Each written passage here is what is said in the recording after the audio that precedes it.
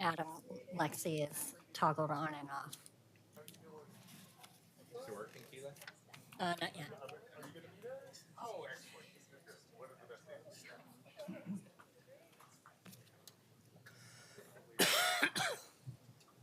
So, folks, thank you for joining us today. I'm Ted Wheeler, the mayor.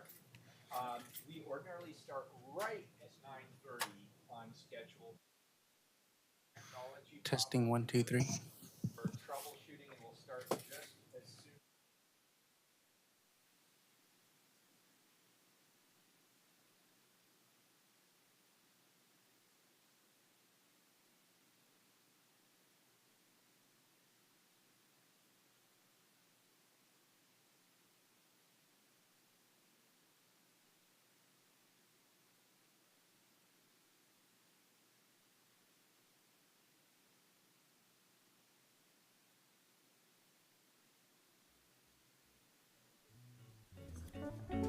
In-room captions testing 1, 2, 3.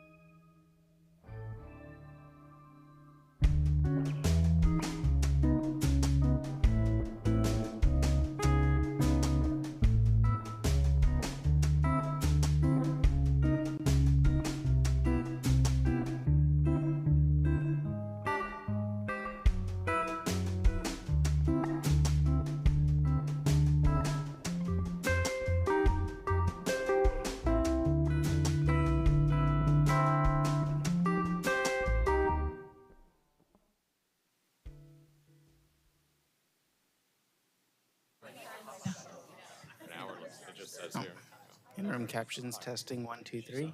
In-room captions test. Maybe just absent. No, I think she's scheduled to miss Captions the first hour. testing 1, 2, They probably 3. just have her. Yeah, they just have her.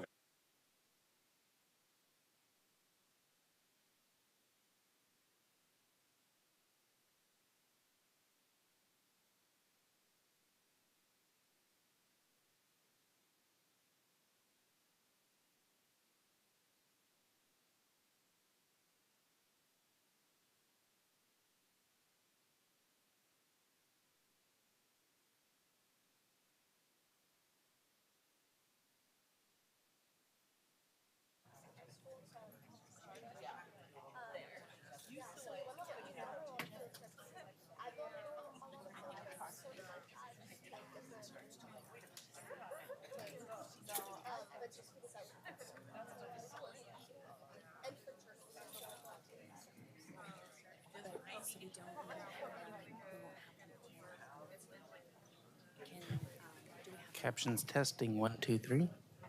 Test 1, 2, 3.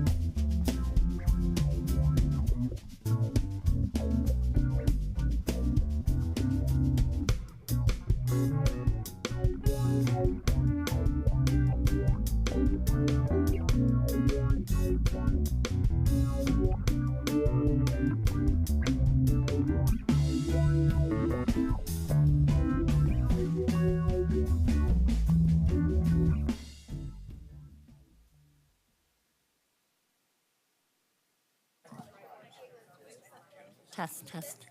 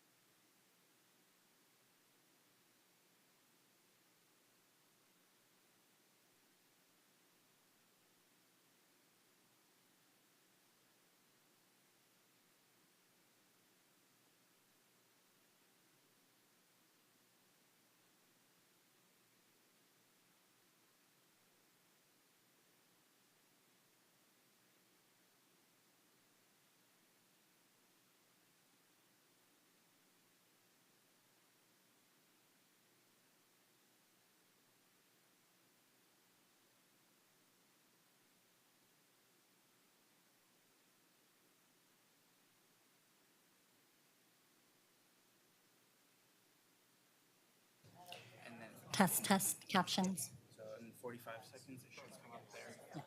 We should probably let the William know if there's going to be. Hey, William.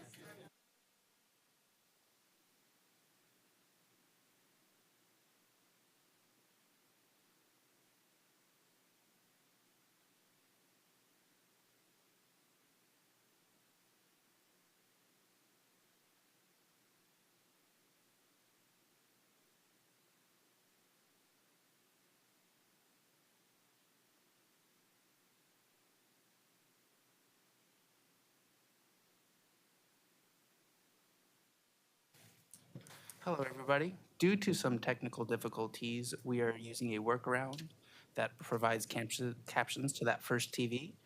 The captions will be showing up about 45 seconds late due to the delay of the YouTube stream.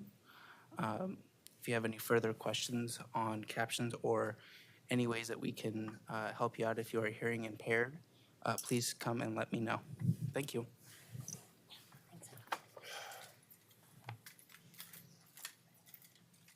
All right, are we good to go? Let's go. All right, good morning, everybody. This is the May 22nd, 2024 morning session of the Portland City Council. Keelan, good morning. Please call the roll. Good morning. Brian. Here. Gonzalez. Here. Knapp's. Here. Rubio. Wheeler. Here, and good morning. And before we begin today's council session, I'd like to welcome two very important groups of visitors to our chamber. We have with us over 50 fourth graders from the Oregon Episcopal School. Could I see your hands again? Way there in the back. Thank you for joining us today. We also have the Rose Festival Court here. We'll be doing a proclamation in the very near future for them. But we want to thank everybody for being here and taking an interest in local government and staying engaged in topics that impact our amazing city. Thank you all for being here in person today, and we hope you enjoy your visit. With that, Keelan, we'll hear from legal counsel on the rules of order and decorum. Good morning. Good morning. Welcome to the Portland City Council. To testify before council in person or virtually, you must sign up in advance on the council agenda at www.portland.gov/council/agenda. Information on engaging with City Council can be found on the council clerk's webpage. The presiding officer preserves order and decorum during City Council meetings. The presiding officer determines the length of testimony. Individuals generally have 3 minutes to testify unless otherwise stated. A timer will indicate when your time is done. Disruptive conduct, such as shouting, refusing to conclude your testimony when your time is up, or interrupting others' testimony or council deliberations, will not be allowed. If you cause a disruption, a warning will be given. Further disruption will result in ejection from the meeting. Anyone who fails to leave once ejected is subject to arrest for trespass. Additionally, council may take a short recess and reconvene virtually. Your testimony today should address the matter being considered. When testifying, state your name for the record. Your address is not necessary. Disclose if you are a lobbyist. If you are representing an organization, please identify it. For testifiers joining virtually, please unmute yourself once the council clerk calls your name. Thank you. All right, thanks. First up is communications. First individual, please, Keelan, item 395. Request of Joe Totten to address council regarding Portland Bureau of Transportation budget. Hey, Joe. Hello, City Council. Thank you. I signed up today to discuss the budget crunch at PBOT and encourage us to consider the continued maintenance costs of our roads as we continue to build out and work on our road system. Sometimes we have seemingly more road space than is necessary, which ends up costing us more in maintenance money. So if we are facing these budget crunches now, I was going to try to encourage us to reduce our overall lane miles to save on that maintenance cost. However, that was about the main thrust, and instead of giving you facts and figures, recently Southwest 4th Avenue, its reconstruction and redesign has come into the public eye, and I would like to adjust my testimony to reflect that. I work across Terry Shrunk Plaza from City Hall, and I currently work more in the office than I'm required to by my employer. I actually really like going into the office a little bit. I like that separation of home and work. And I'm equidistant between stops for the 6 and 8 bus routes, both in downtown and at my home. Recently, I've only been taking the 6 route home, even though I actually prefer the 8. For me, it just makes me less car sick. I'm not sure what it is. But the reason that I continue to take the 6 home recently is because over winter and spring, I had several close calls walking to the bus stop with people turning right from Madison onto Madison from Southwest 4th, who either didn't look or didn't really consider or care about my safety. And instead of just rerouting myself around that intersection by going straight around that turning movement, I tried to go straight across and maybe cross where the cars would be stopping. And I also had several drivers who pulled into, blocked the crosswalk, and some who even made me dodge into oncoming traffic. This has made me really less likely to come downtown and has actually contributed to a few days so far where I've chosen to telework instead of coming into downtown. I want to come into the office more often, and I want to go to the happy hours closer to my work instead of walking all the way down 2nd Avenue. I want to be able to ride my preferred bus home, and I don't think that that is a huge ask. Without the safety improvements, including reduced vehicle lanes on Southwest 5th, I'm uncomfortable at best and putting myself in danger to come downtown to work, to buy my coffee, to go to happy hour, or buy my lunch. So I want to make sure that we are, both being that budget conscious and trying to focus on that safety. So please do continue to work on that Southwest 4th project and help me get to work in downtown safely. Thank you for your time. Thank you, Joe, and thank you for being here. And also, I just want to thank you for coming to the Central City in person and working downtown. We need more people like you. And by the way, I share your sentiment that it's nice to have some separation between work and home. And so we appreciate your specific feedback around the transportation system. Related to that, I also want to acknowledge Commissioner Mapps and his leadership of the street measure that passed overwhelmingly last night. Congratulations, Commissioner Mapps. And also thanks to the public who overwhelmingly supported that measure. This will help us to help Joe. Commissioner Mapps. Sure. Number one, Joe, thank you for your testimony. I hear your concerns, which is why we're doing that work on 4th that you referenced. I also want to express my gratitude for the mayor for recognizing the very small role I played in the Fixing Our Streets measure. The fact that this measure passed with about 70% of the vote really is a testament to my team over at PBOT that truly works around the clock, 7 days a week, 24 hours a day to help Portlanders get to where they want to go, how they want to get there. I am incredibly privileged to be able to work shoulder to shoulder with the folks in our transportation space. The fact that Portlanders have renewed this measure by such a large count is a sign of the faith that we have in our public servants. And I just want to, this morning, I really want to thank our public servants for the good work they do. Thank you. Thank you, Joe, and thanks to you and your colleagues for the great work you do for the community as well. Next individual, please, 396. Request of Ethan Frager to address council regarding vehicular violence and aggression towards cyclists. They canceled their request. Very good. We will move on to 397, please. Request of Andra Voltavine to address council regarding call for a ceasefire. Welcome.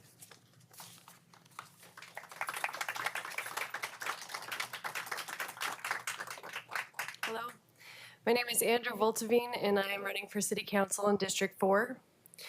On behalf of 18 City Council and mayoral candidates, I am urging you to call for an immediate and permanent ceasefire in Gaza to allow entry of all available humanitarian aid and set the stage for Palestine to receive international reparations. You've heard at least a dozen testimonies from Portlanders begging you to call for a ceasefire, so I won't revisit statistics. Instead, I emailed those and the full draft of our ceasefire resolution to each of you. The community members who have approached you, ranging from the president of the Foster Pal Neighborhood Association to Palestinian American business owners living here in Portland, have delivered powerful testimonies on why the atrocities happening in Palestine have a direct relationship to Oregon and Portland specifically. As a reminder, Israel is listed as one of Oregon's top 10 export partners. Ashkelon, Israel, is one of Portland's sister cities, located just 12 miles north of Gaza. Portland is home to the Oregon-Israeli Business Alliance and the Technology Association of Oregon, both of which partner with Israel to support its wartime economy. Many Palestinian immigrants and students make their home in Portland and have family in Gaza. As of February 2024, More than 67% of U.S. voters supported a ceasefire, comprised largely of progressive and Democratic voters, which Portland is known for. That percentage has likely only gone up after more bombardment, including the assault on Rafah. As most of you seek re-election, either for mayor or city council, I'm asking you to do the math. With a supermajority of your voter base calling for a ceasefire, including many Jewish voters, why haven't you taken a public stance? And for you, Mayor Wheeler, can you genuinely say you did everything you could do? At almost every protest I attend here in Portland, the speakers ask the crowd how many people will refuse to vote for candidates who have not called for a ceasefire, and an overwhelming number of hands shoot up. This is true for local candidates as well as federal candidates. It is in the best interest of our Palestinian community members and our own integrity as empathetic human beings to do everything we can to end this violent catastrophe. We need to leverage all levels of power, from local to federal, and put pressure on all sides to stop funding this genocide. More than 70 local government entities across the United States have signed ceasefire resolutions, including Multnomah County and the City Council of Portland, Maine. Let us join that other Portland and continue to lead the country in progressive values. Please, hear me, hear us, and add Portland, Oregon to the list of cities that aren't just willing to watch this happen. We would so much rather for you to call a ceasefire now, but if you don't, there are 18 city council and mayoral candidates who will. Thank you.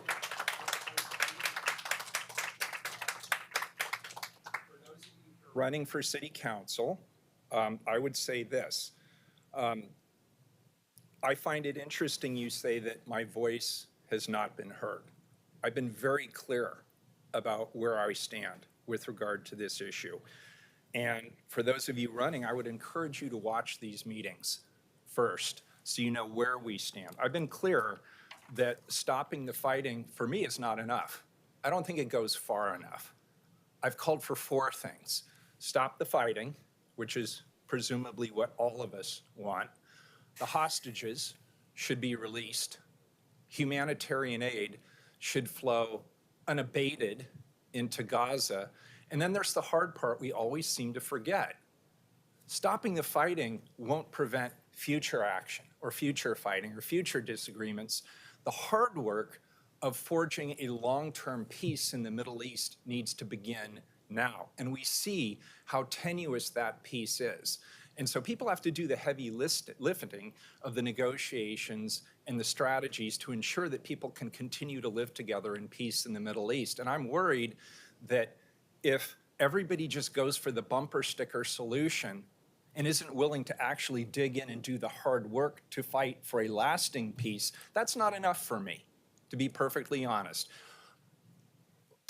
Well, I would just in the back. I'm sorry you disagree with me, but I'm being heard. This is my viewpoint. This is my perspective. I've said it many, many times, and I'm sorry you disagree. I'd be curious what part you disagree with.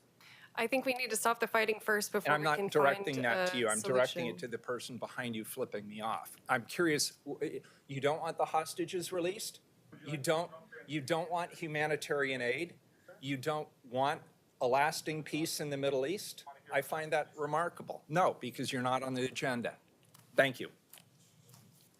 Next individual, please. Item 398. Request of Marianne Schwab to address council regarding communications. I know. Speaking my two No, it's, cents. he's. Marianne, are you here today? There Yeah, you she are. is. Welcome. Well, I'm happy to say it on the record if you would like me to be clear on that. No, that would be great. I really appreciate it. Yeah, if you're going to show disrespect to the mayor, you can leave as far as I'm concerned. I'll defer to the presiding officer here, but if you can't. Disrespect for me. I'm 80 years old. I came down on 2 buses to share what I need to share about Portland, Oregon. So please respect all of us. Thank you. Well said, I'm Marianne. a maladjusted rebel rouser, and you just got the first taste of it. Ladies and gentlemen, I give you Marianne Schwab. Welcome. And the last last time I talked to you was in 2023, the last Wednesday in November, and you tried to stop me from talking. And I told you I still had 20 minutes and 8 seconds, and you yelled for Mingus Maps to rescue you. And the reason I didn't hear you is because I was totally deaf. I now have hearing aids, but I didn't mean to embarrass anyone. But my last thing had to do with Mingus Maps and getting the signal fixed at the Belmont Library. Thank you. We're still in process. When you get the electronics and all that stuff, I understand everything takes time. Okay, now I'm going to start with what I want to talk about. I'm so excited about coming here to really, this is my last chance. And the noise back there, the microphone is so loud, it's about, God, I can't believe it. But the point is, this is my last meeting for this commission form of government, which expires January 31st. And way back when, we had another commissioner that came to the citywide neighborhood association agendas once a year, said, all I need is 3 votes to get anything through city council. I'm begging you for your 3 votes today. And what I'm talking about is something that has been a long process waiting, and that is an inner southeast community center at Washington High School property. And when that property was started, I worked on that committee months and months and months. And then because our parks were in such dire need of work, we have thanks to Commissioner Amanda Fritz, who got a 20-year, I can't remember what we called it. We just paid taxes for 20 years. 6 years before that deadline, I went into city council and I offered all of my notes and records to go to the archives. Fast forward 3 weeks ago, my records disappeared. The only records I found on this issue in the city archives were Nick Fish's 12 pages. I have everything here.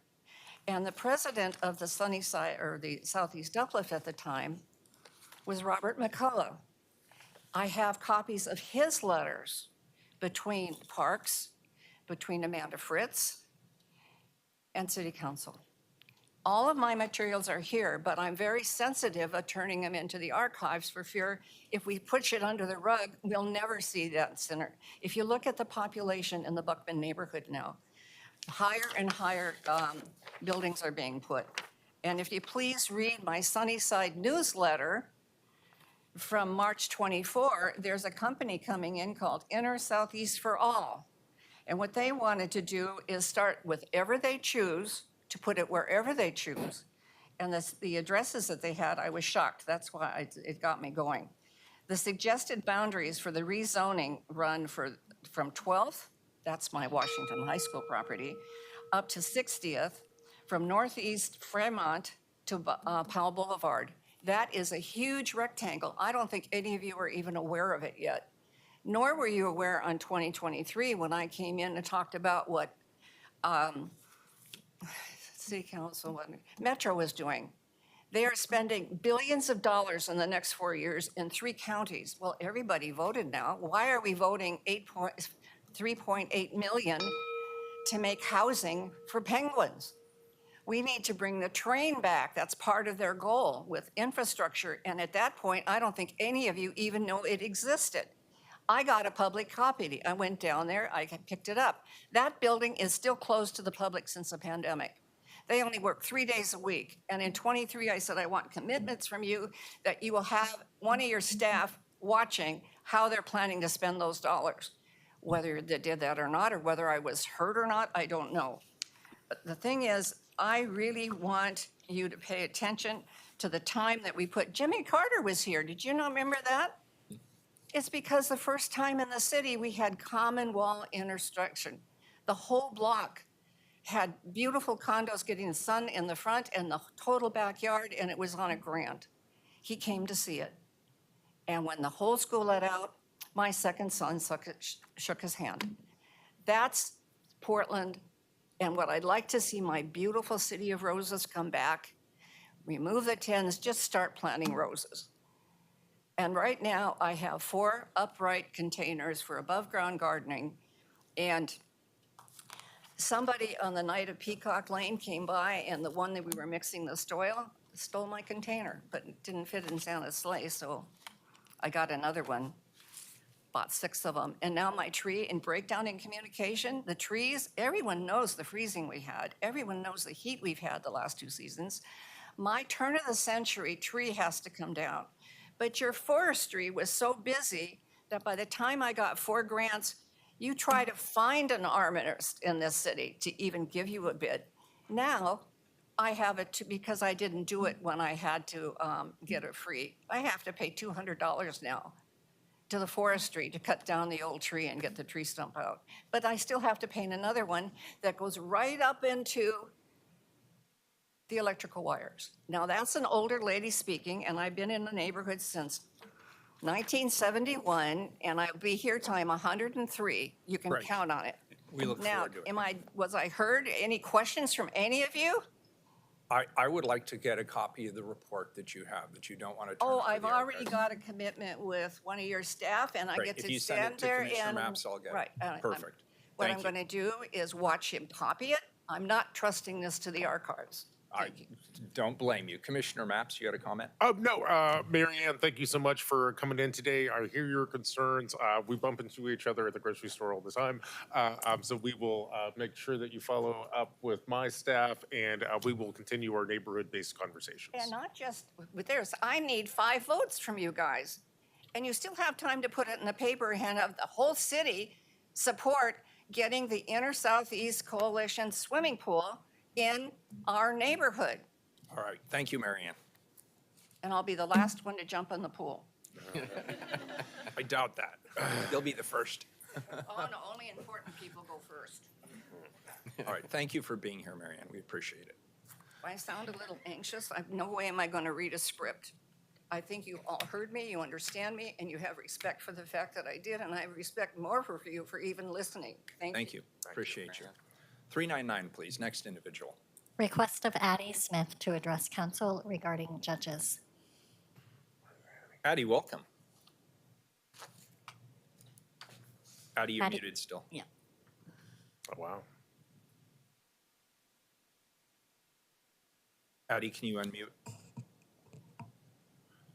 If you're on a cell phone, try Can you star. hear me now? Yeah, now we can. Yep, loud and clear. And we see you as well. Thank you. You can see me? Yep. Okay. I'm not in my 80s yet, but I am perimenopausal. So I'm assuming I will get 6 or so minutes because I'm perimenopausal and I'm headed towards my 80s. So with that being said, gentlemen, the last time I spoke before you guys a couple of months ago, Mayor Wheeler, you asked a question and your team didn't allow me back. They muted me and didn't allow me to respond to your question. And you said, oh, she's gone. I wasn't gone. Your team just didn't unmute me and wouldn't let me come back so that I could respond to your question.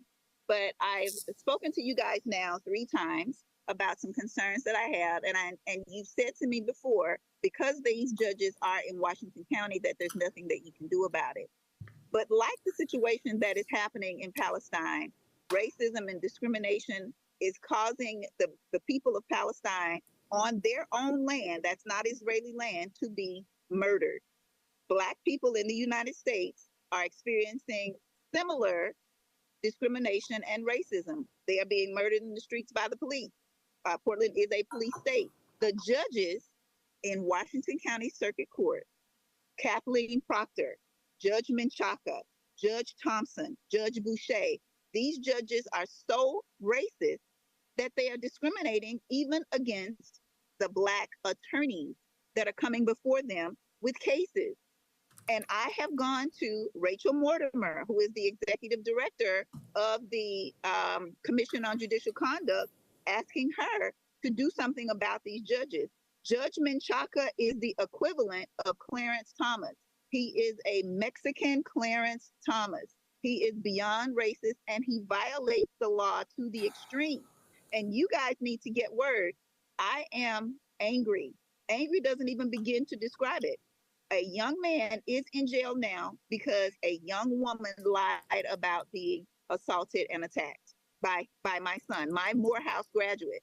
And this isn't a case like Cassie Ventura's where she was assaulted by Sean Combs. My son, and we have video of this young woman at his door, banging on his door, demanding that he let her in simply because he broke up with her.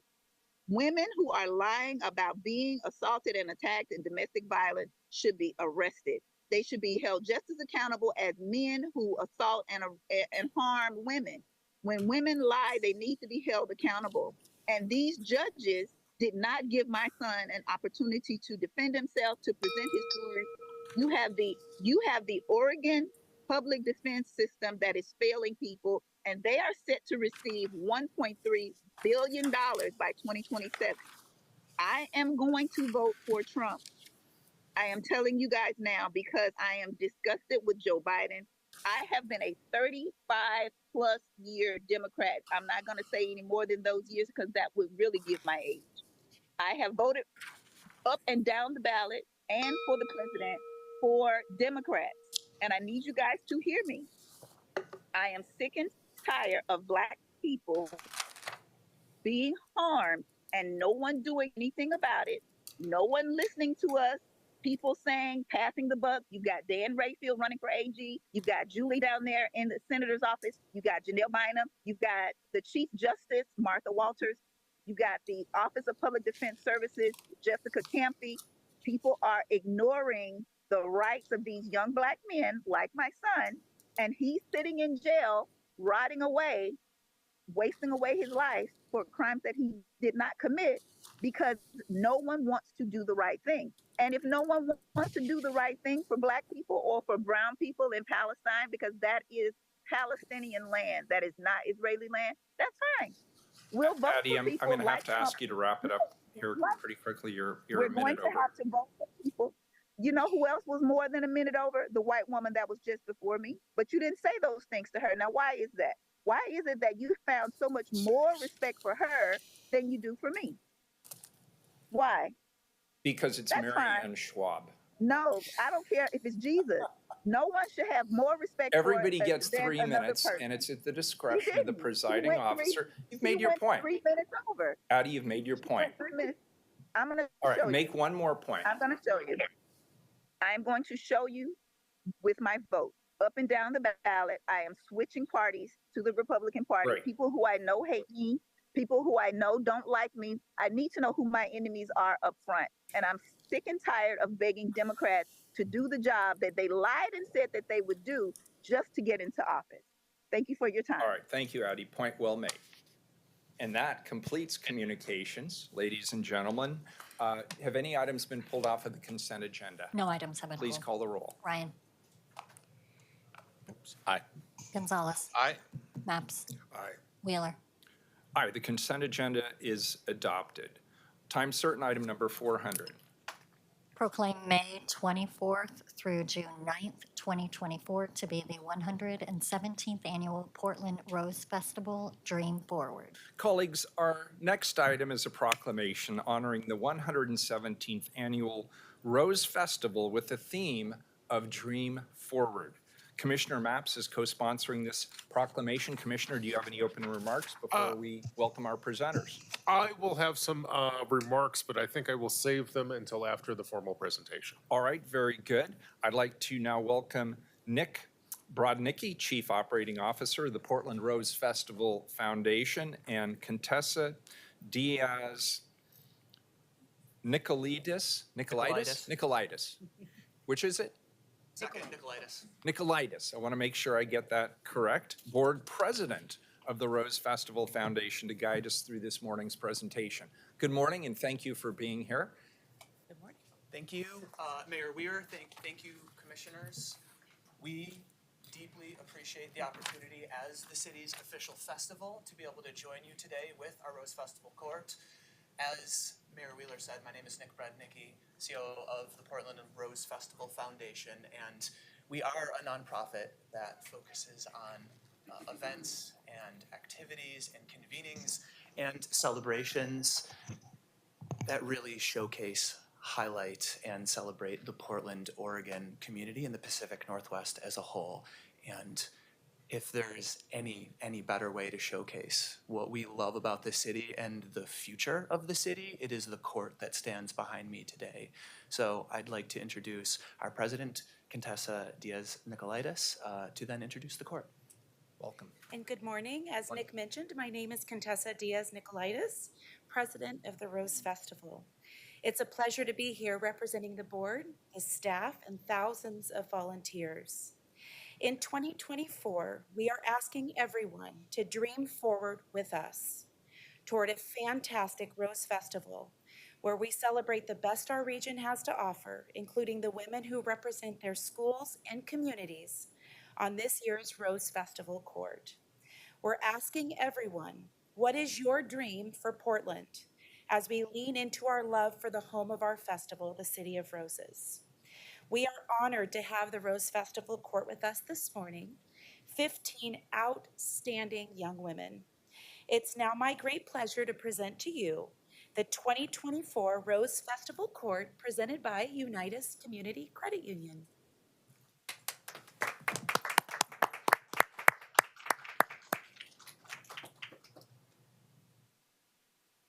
Hello, we are the 2024 Rose Festival Court presented by Unitas Community Credit Union. We'd like to introduce ourselves and tell you what's happening during this year's Portland Rose Festival. Helene. Hi all, my name is Helene and I am a junior at Roosevelt High School. As co-president of the Indigenous Alliance Club, I am proud to be an activist for the students in my school. This year's Grand Floral Parade will be on Saturday, June 8th, and is one of the world's most international and diverse parades. Don't miss their sister city, Kaohsiung, Taiwan, and their award-winning Shuta High School Marching Band. Mackenzie. Hi, I'm Mackenzie Devereaux, and I'm a senior at IW Wells High School. One of my fondest Rose Festival memories is when my grandmother, mother, and I would set up lawn chairs and cheer on my brother as he marched with his band in the Fred Meyer Jr. Parade. The Hollywood District will once again be filled with smiles, laughter, and fond memories at this year's Fred Meyer Jr. Parade on Wednesday, June 5th. Come out and enjoy the nation's oldest and largest all-children's parade. Jada. Hi, I'm Jada. I'm a senior at Central Catholic High School, and in my spare time, I enjoy volunteering. I currently volunteer at the Blanchet House, assisting those without homes. And last year, I got the opportunity to volunteer at the Care Organ Starlight Parade. The Portland Rose Festival would not be possible without its many volunteers. So if you would like to volunteer, please visit the Portland Rose Festival website. Cadence. Hello everyone, my name is Cadence and I'm a senior at LaSalle Catholic College Preparatory. I'm most proud of the work that I've done as a school ambassador where we get to see firsthand the positive influence that we have on the student body. The Portland Rose Festival is proud to demonstrate how our community carries on traditions, honors diversity, and celebrates unity. This year's theme is Dream Forward, and we are excited to share our dreams for Portland with you all this festival season. Amelia. Hi, I'm Amelia, and I'm a senior from Sherwood High School. I'm the president of our Black Student Union, play on our school's tennis team, and love running in my spare time. As an athlete, I love the thrill of competition. So put on your favorite costume and join us at this year's Starlight Run, Portland's favorite fun run on June 1st. Isabel. Good morning, everyone. My name is Isabel, and I am a senior from Lincoln High School. Throughout my high school career, I'm most proud of the ways in which I've brought students closer together through community bonding and activities during my time serving in student government. The Care Organ Starlight Parade will bring together all of Portland's most unique communities in a show of inspiring illumination and technical achievements on June 1st at 8 p.m. See you there. Daniela. Hi everyone, I'm Daniela Gray and I'm a junior at Grant High School.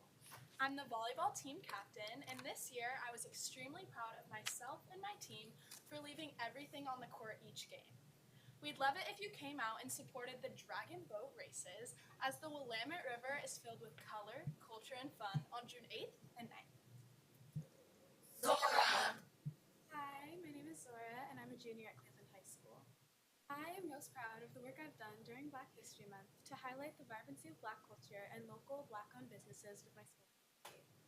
This year, there will be a new initiative that will support local small businesses downtown called Starry Night Small Business Event. It takes place May 31st through June 2nd, and anyone can win prizes just for visiting local downtown businesses. Jacqueline. Good morning, everyone. I'm Jacqueline Lowe, and I'm a junior from Parkrose High School. Outside of school, it is common to see me playing tennis, cheerleading, and finding new food spots to eat at. A great location to find new food spots to eat at along the waterfront in downtown Portland is at Portland's Rose Festival City Fair. There, you'll be able to enjoy your favorite carnival eats and local food vendors, as well as carnival rides and performances on 3 separate stages.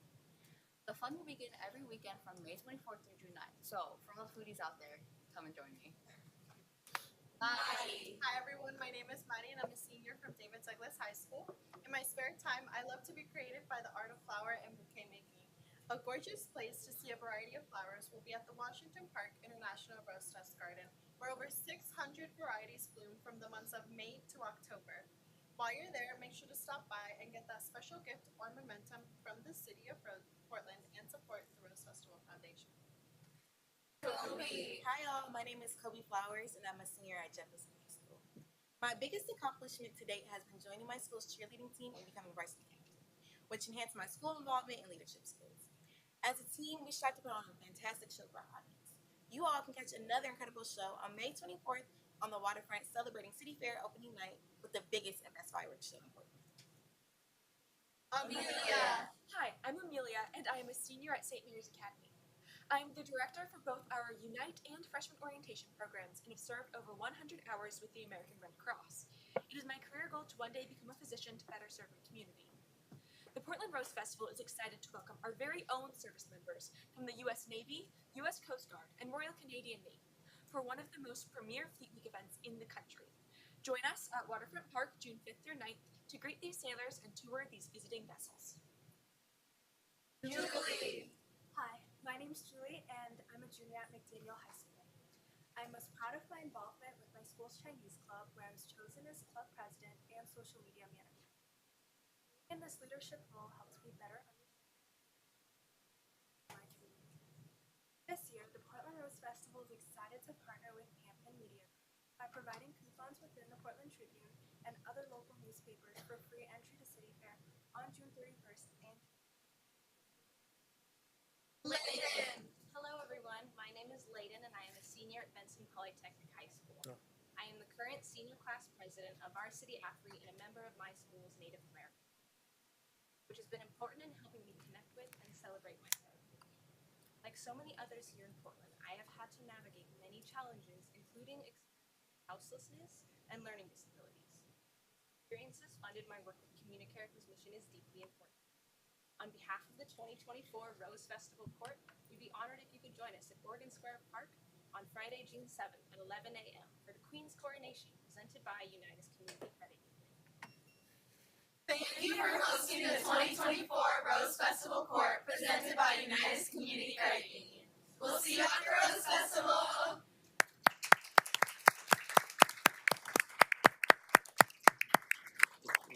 Thank you. And we are going to read a proclamation. Before I do that, I want to find out if any of my commissioners have any brief comments they'd like to make. Commissioner Maps, I see your hand is raised. Well, absolutely. I just want to thank the Rose Festival Court for being with us today.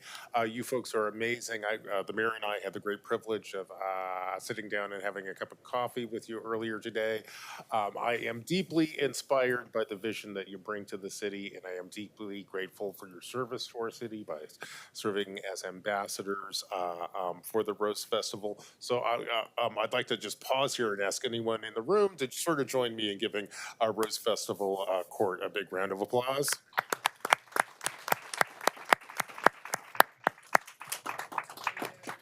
I also want to underscore some of the messages that we heard today.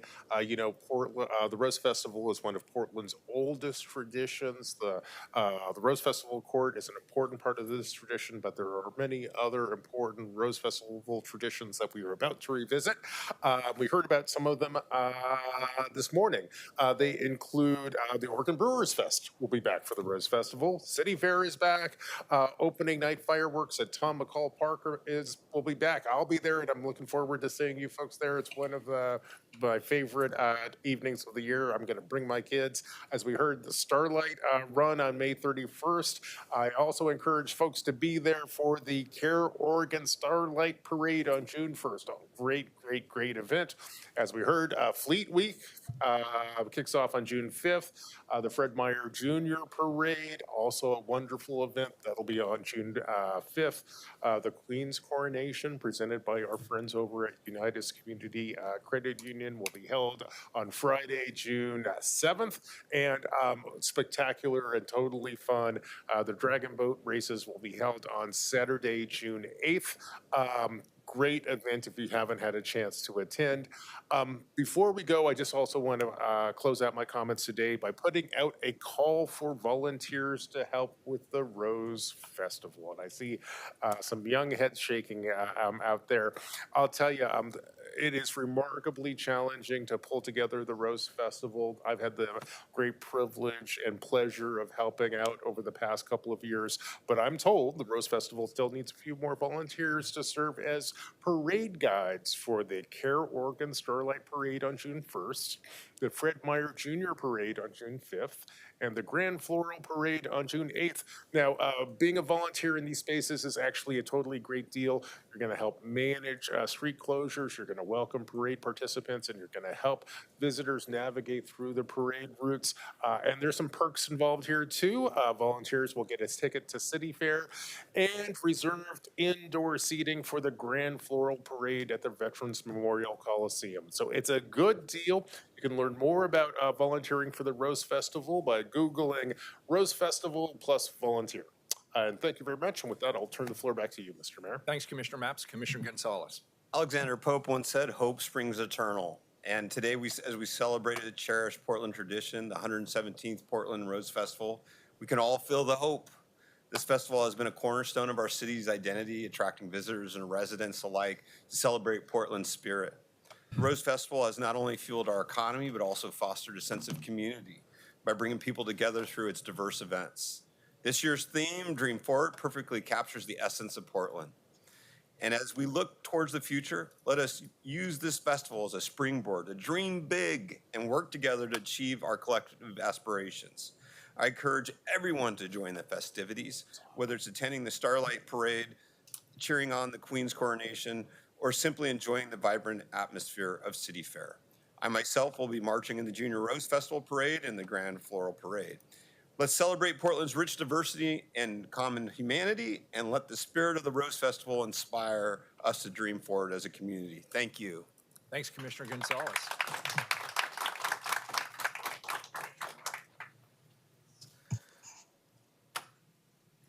Thank you so much, Nick, Contessa, and the amazing court. I can feel it in the air. It's definitely Rose Festival season, and actually I can smell it. I clipped these from my garden this morning. I have no idea what the names of the flowers are. They're red and pink and orange. There should be someone from the Rose Festival that can educate me on what these roses are, but it's really fun to do this once a year and bring them in. I'm really happy to celebrate the 117th Rose Festival with all of you. It's been the cornerstone of our identity since I was a kid. I remember getting up really super early and with my grandma to get the spot at like 5 a.m. And the excitement as you anticipate it, playing soccer and tossing a football with somebody you've never met before the parade begins. And it just really is an opportunity for Portland to come together. It's just a part of our identity. It honors our history.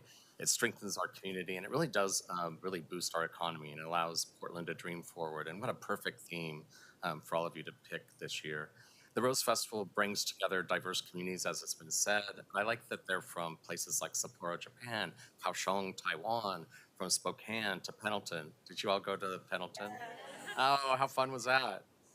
Yeah, you rode horses? All right, cool. Sorry, everyone. I just thought I'd have a little chat with the Rose Court. Couldn't help myself.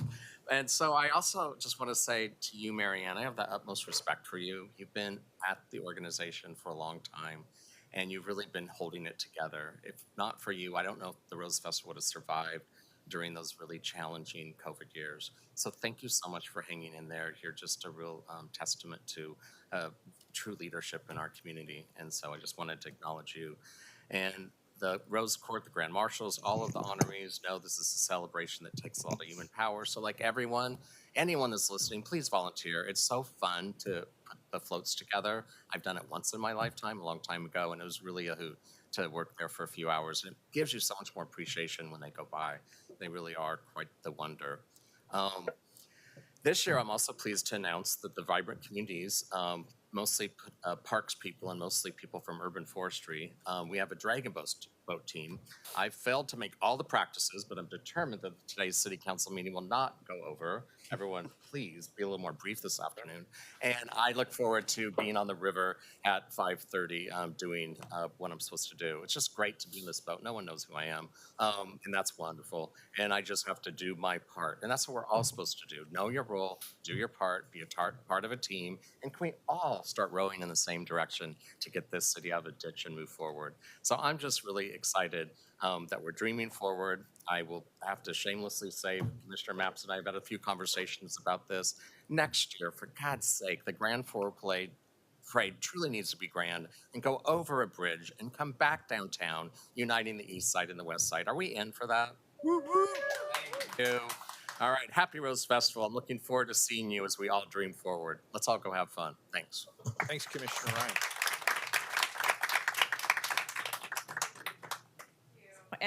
I just want to say the Rose Festival is one of the best parts of the year. I'm so excited for it every single year.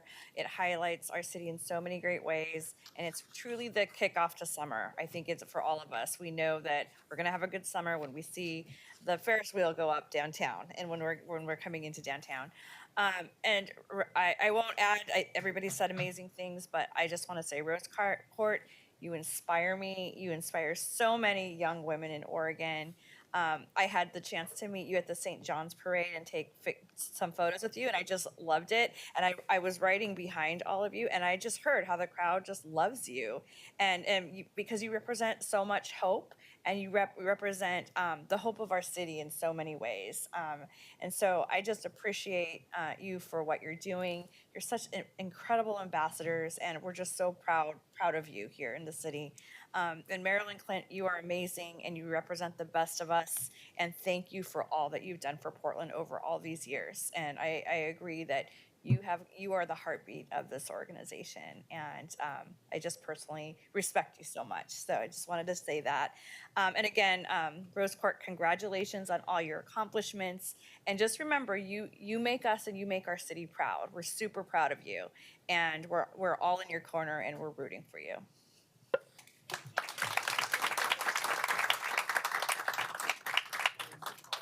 Honors one of Portland's most cherished traditions, the Portland Rose Festival. This event, as you've heard, is in its 117th year. It's become a cornerstone of our city's identity and a celebration of what brings our community together.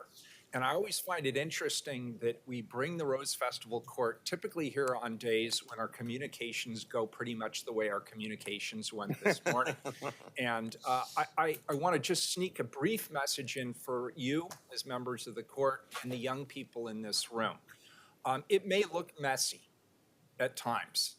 This is how democracy works. People can disagree, and they can disagree vehemently. And at the end of the day, whether we agree or we disagree, we go home and we go back to our families, back to our community. And I've long told people that if everybody who comes to this microphone, if we all agree on everything, that is not a healthy democracy. A healthy democracy is one where we do have vehement disagreements, but we have a forum where we are able to vet those disagreements. That is an important tradition for this community as well. And so to paraphrase a famous quote, democracy is necessarily messy, but it's a lot less messy than all the rest. And so I'm glad that you had the opportunity to experience what really happens here at our local crucible of democracy. The Rose Festival, this great tradition, is more than just a series of events. It's a symbol of our city's resilience, our creativity, our unity, and yes, our participation in the civic sphere. From the majestic Rose Festival Court to the excitement of the Grand Floral Parade, the festival showcases the spirit as well as the diversity of our great city. It's a time when we come together, we put our differences aside for this brief moment, not just to enjoy the festivities, but also to honor the rich history and the cultural tapestry that makes our city unique. I had the opportunity to share with these young women earlier today that my own grandmother served on the Rose Festival court. And it was something she was very, very proud of her entire life. And she'd be very proud of you too. She was a woman decades ahead of her time. And I think she would see in you the promise that she saw in herself and women generally. And she would be very, very happy with the progress you've already made in your life. So thank you for that. This year's theme, not coincidentally, is Dream Forward, encouraging all of us to envision and welcome the bright future that we all see. A future all of us here today are working to ensure becomes a reality. I'd also like to share Commissioner Maps in making a special appeal to Portlanders. This festival is in need of additional volunteers. The festival is, after all, our community celebration, and it relies on thousands of dedicated volunteers to bring the events to life. So please visit rosefestival.org if it sounds like something that you would enjoy doing alongside many, many other Portlanders. Now, colleagues, it's my pleasure to read a proclamation on behalf of the City Council and by extension, the entire city. Whereas in 1905, Portland Mayor Harry Lane called for an annual festival to put Portland on the map and brand it as the City of Roses.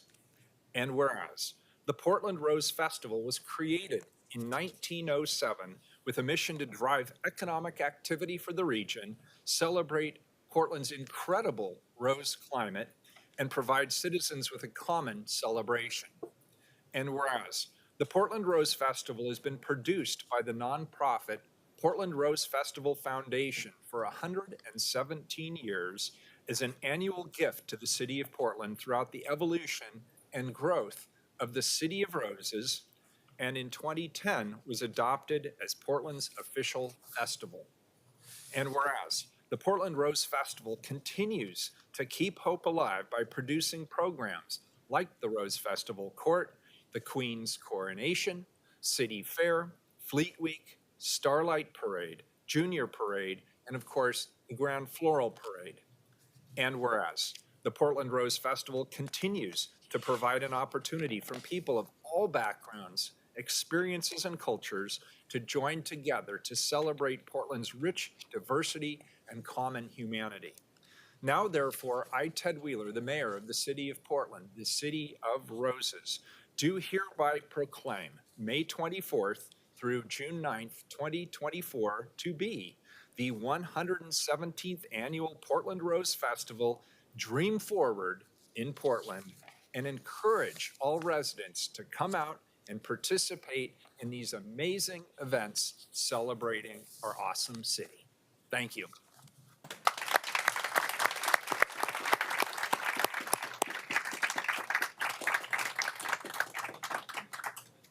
And to all of the leadership for being here today. We sure appreciate it. And thanks to kids from Oregon Episcopal School. Thank you for being here.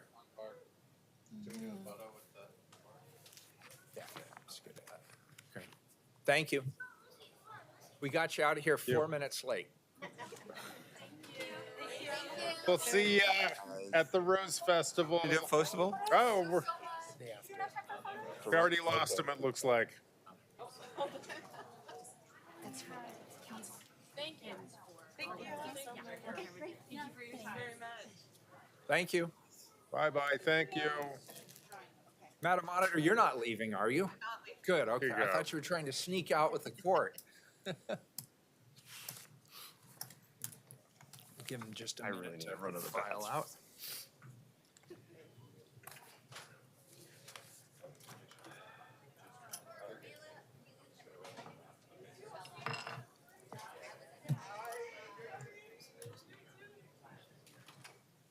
Yes. Oh, that's right. Oh, I What know. happened? Did I miss something? Yeah. It's a elections. Do We're that. still live. Right. It's just going to get worse every day for next year. Oh, or well. for the rest of the year. Vibrant calms this morning.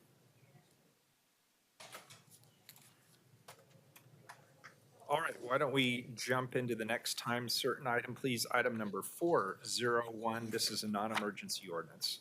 Amend regulation of lobbying entities code to align with the amended city charter approved by voters in Portland Measure 26-228. All right, I will pass this to our amazing auditor, Reddy, to introduce the item and present the presenters. Welcome. Hi, thank you. Good morning, Mayor Wheeler and Commissioners. I'm City Auditor Simone Reddy. I'm here today to introduce updates to the city's lobbying code, Chapter 212. As set forth in the code, the auditor oversees and enforces city lobbying regulations. Making these updates is consistent with my office's commitment to implement charter reforms that were approved by voters in November 2022. These updates are necessary to extend reporting requirements to the mayor-council form of government and the new leadership structure that will be effective in January 2025.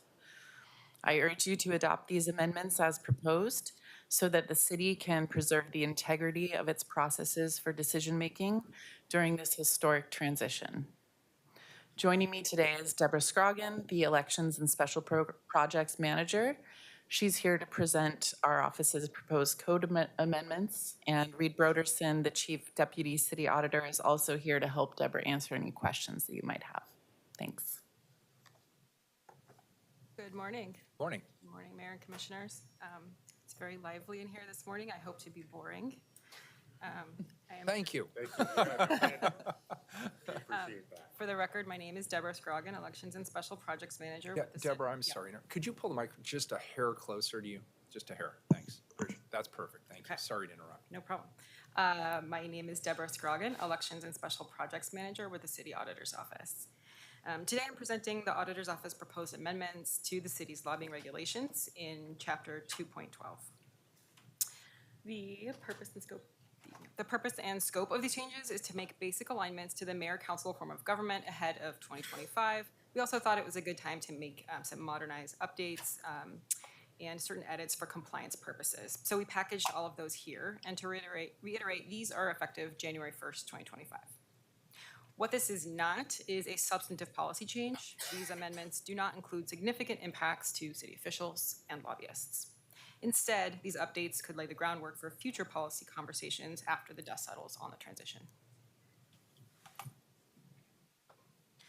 Before I get into what these updates entail, for those that aren't as familiar, I'll provide a very quick overview of these regulations. They are overseen by the City Elections Office and were implemented in 2006. The City Elections Office within the Auditor's Office serves Portlanders by increasing transparency and access to the ballot. These regulations are disclosure-based, so that's the primary point of them. They provide some transparency about who is influencing city decision-making. And council passed these regulations that include requirements both for city officials and for lobbyists. What are those requirements? Well, city officials, as you may have seen, are annoying reminders to you to post to your calendars and disclose gifts, certain gifts received by those lobbying. And for lobbyists on their side, it's a requirement to register and report activities after reaching a certain threshold of that lobbying activity. Registering and reporting is free and can be done online. The Auditor's Office focuses with these regulations on education. So we try to just increase compliance, we provide trainings, and our goal is to increase the amount of disclosures. With that kind of purpose and background in mind, we drafted these updates to maintain the same level of transparency and really keep the status quo as the city transitions. So jumping right into these changes that really pertain to the form of government and the new city directors. First, the city directors now include the office of the city administrator, specifically the highest officials in that office, and we've defined them here. And what does that mean? Well, we have these new set of deputy city administrators, and they now, including the office of the city administrator, have certain transparency requirements, and they are the same as bureau directors. So again, we kept it status quo. These are limited to their calendar postings of what they're doing day to day, and disclosing if they've received certain gifts from lobbyists. And one thing to note here is that we are involved in the city's transition onboarding process, and so we will be providing trainings and helpful guides to new officials as they get into city employment. Moving to post-employment provisions, again, we aligned these provisions to be closer along the lines of mayor-council form of government. However, I know these requirements are not always at the top of mind. So as a brief refresher, what are these kind of cooling off periods and why are they restricting certain city official post-employment for city officials? They're really common ethics requirements at all levels of government. They require officials to refrain from lobbying on specific topics when they leave service, either individuals, offices, and for a certain period of time. The purpose here is to prevent government officials from using the knowledge, experience, and professional context they gained while in government for private gain. And our provisions are quite narrowly tailored, and we've further restricted them here with these edits. Previously, lobbying restrictions were more broadly applied due to the mix of powers within the commission form of government. And so we've aligned them here to match within the legislative, administrative, and audit functions. Similarly, to reflect the new set of administrators, we removed the elected in charge, the kind of commissioner in charge provision, and moved it along the lines of the administrative and executive functions. So for city directors, they're now prohibited from coming back and, in certain cases, lobbying their boss, who's now not just any commissioner in charge, right, but it would be the city administrator or the mayor. And in crafting these status quo provisions, we worked with the city attorney's office to ensure that these were parallel and narrow. I have an example on the next slide, which might be helpful. So in this example, a deputy city administrator over budget and finance decides to leave the city after a few years. What are they restricted from doing? Well, in general, they would be restricted from lobbying their successor for 2 years, and the folks in the city administrator's office. And we've defined that as well. Really, this part is under the powers and duties that they were involved in. So if they wanted to then go talk about budget software to the city administrator's office, they would be restricted from doing that because presumably they had oversight over that responsibility. And similarly, they would be restricted from doing the same with the mayor. So the restrictions fall along the organizational lines of the new form of government. So moving into more of the housekeeping updates that we are proposing here. The first is modernization. So we have some updates for gender norms, current office names, and formalizing city procedures for safety exemptions. We also made some legal clarity and administrative language clarifications and updates to be very clear and precise about our thresholds, how we're talking about and defining business days, and codifying warnings that we can provide those letters of education.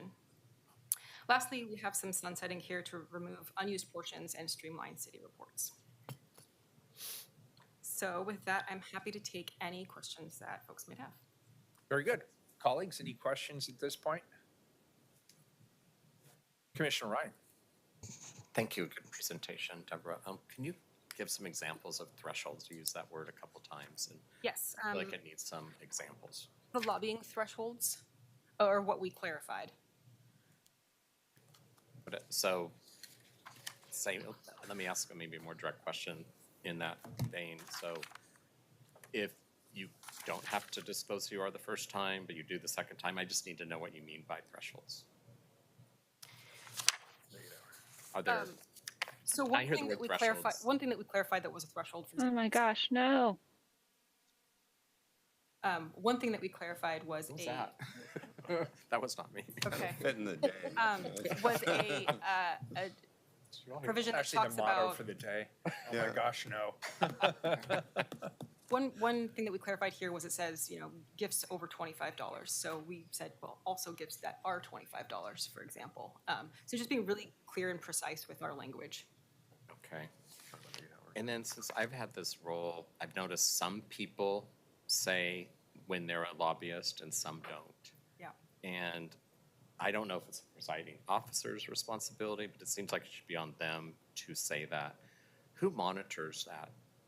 We are a primarily complaint-based regulation, and I believe it is part of either the mayor's or the city attorney's normal speech in the morning when the council session starts. When you say the corporate lobby has been trained to say that for some time, so I tend to hear it when they're here. We have an increasing number of 501c4s, the political arms of nonprofits testifying, and I think that's sometimes where I don't hear it. Yeah. it's certainly something we can add more into our trainings. Yeah, Okay. appreciate that feedback. I think that'd be helpful. Okay. Yeah, thanks. Thank you, Commissioner Gonzalez. Well, I'm going to build off Commissioner Ryan's question. You know, we get extensive outreach from 501c4s, and I don't know if any of those folks register as lobbyists, and so it's just trying to understand what we're really trying to solve for with these lobbying rules, what gaps in state law we really think we're filling. I realized that was a different regime a long time ago, and you guys are left to execute, so you weren't necessarily the champions of it. But there does feel like an incongruity in application and who utilizes the complaint process, depending on where someone sits in the political spectrum. I mean, I think like the chamber once faced a penalty. You know, we recently had a contractor face a warning. And I guess I'm just curious what the guardrails are against those, you know, when you're a complaint-based mechanism, how do we assure that we're level-handed in how we respond? So a couple different questions there, but the first is just how do we bring a whole segment of the community who does, by any definition, lobby us very heavily in the nonprofit world and don't seem to register, don't seem to face the complaints that the business lobby or certain types of vendors do. Yeah, I hear that sounds like a lot of higher level policy discussions the council may want to engage in. Our scope for these edits were pretty minimal status quo, but I totally understand your point. We have rigorous investigation, legal review, and ability for folks to respond during an investigation. Those are some of the guardrails that we put in place. I will also say we took a look at some of our stats in terms of nonprofit enforcement versus other types of organizations, and about 67% over the last 5 years of our enforcement action was for some type of nonprofit entity. Or 2/3. What about the administering fines or penalties? As part of that enforcement action, warnings, fines, penalties, all of that, education letters. Okay, so just for example, in the last 2 years, has any 501c4 faced a penalty from the city of Portland? I couldn't say a C4 in particular, but definitely a nonprofit. Okay, that's helpful to know. And again, that's just trying to deal with the perspectives there. Then using one of the ones that was just very prominent, if he wants to supplement that. Was there further info there? Go. Oh, yeah, sorry. Reed Broderson, HEM, Chief Deputy City Auditor.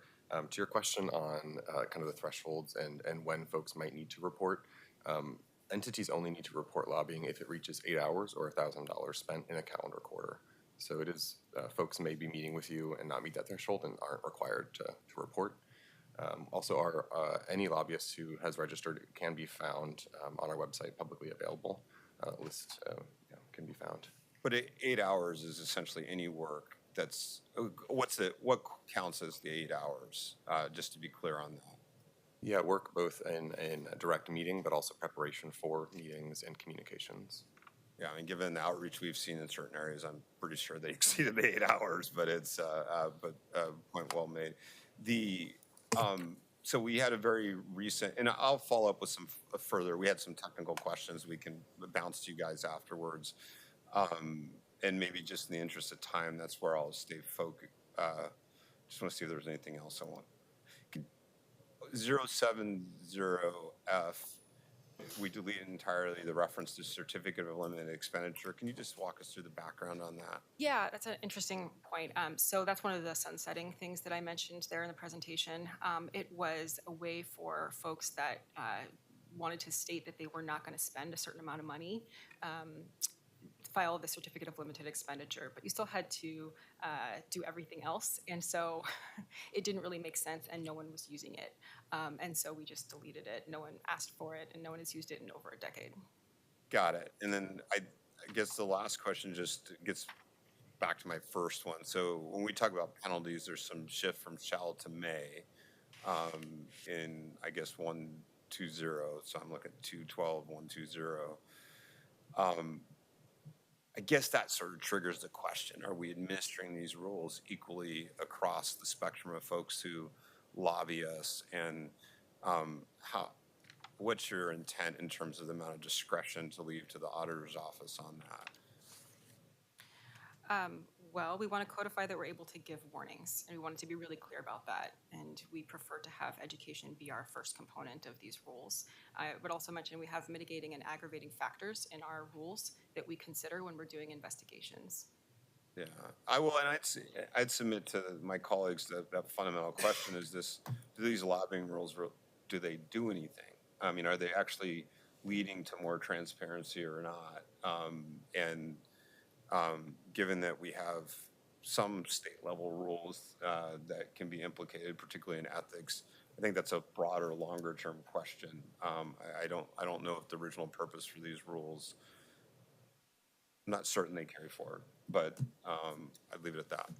But I agree with you. That's not a question for you all to answer. That's a little bit of a question for us to answer. I do want to respond, though, to the overlap. There's really a very narrow overlap with state law, and that's with regarding to certain types of gifts. And as you know, you submit those statements of economic interest once a year, and our lobbying regulations are quarterly. So they capture more and more frequently. Fair enough. Thank you. Commissioner Ryan? Yeah, very quick. I read a lot of testimony. We all do up here, and then people come and give it verbally. Is there, when they're registering, is there a question asked? Are you a registered lobbyist?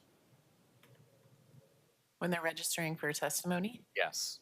And when they're giving us testimony? I don't believe that's a question we ask when folks are engaging with council in council communications. I think it'd be interesting. I would suggest considering that because, and first of all, I've heard some leaders that represent 501c4s, for example, the Coalition of Community Colors come to mind. They always say the leader of that organization makes it really clear. Perhaps that's why it stuck out, because I heard it from them, but I don't hear it from others. But maybe we could consider on the front end, on our end, like having I'm a registered lobbyist, I represent a 501c4, or I represent this. There's something in the front end that maybe could help us with that transparency that maybe is missing because it's trying to change a behavior that we're not used to. I think that might be up for a different section of code for adoption or amendment. So that would be something we'd have to take up. I think that would be something for council procedures, either in the code or other processes that you have in Okay, place. let's look into it. Seems like a simple one. We'll chat it up. So, yeah, thanks. Thank you. Thank you. Do we have any public testimony on this item? We do. We have one person signed up. All right. Thank you. Barry Bridge Crane Simca Johnson. Thanks, Madam Auditor.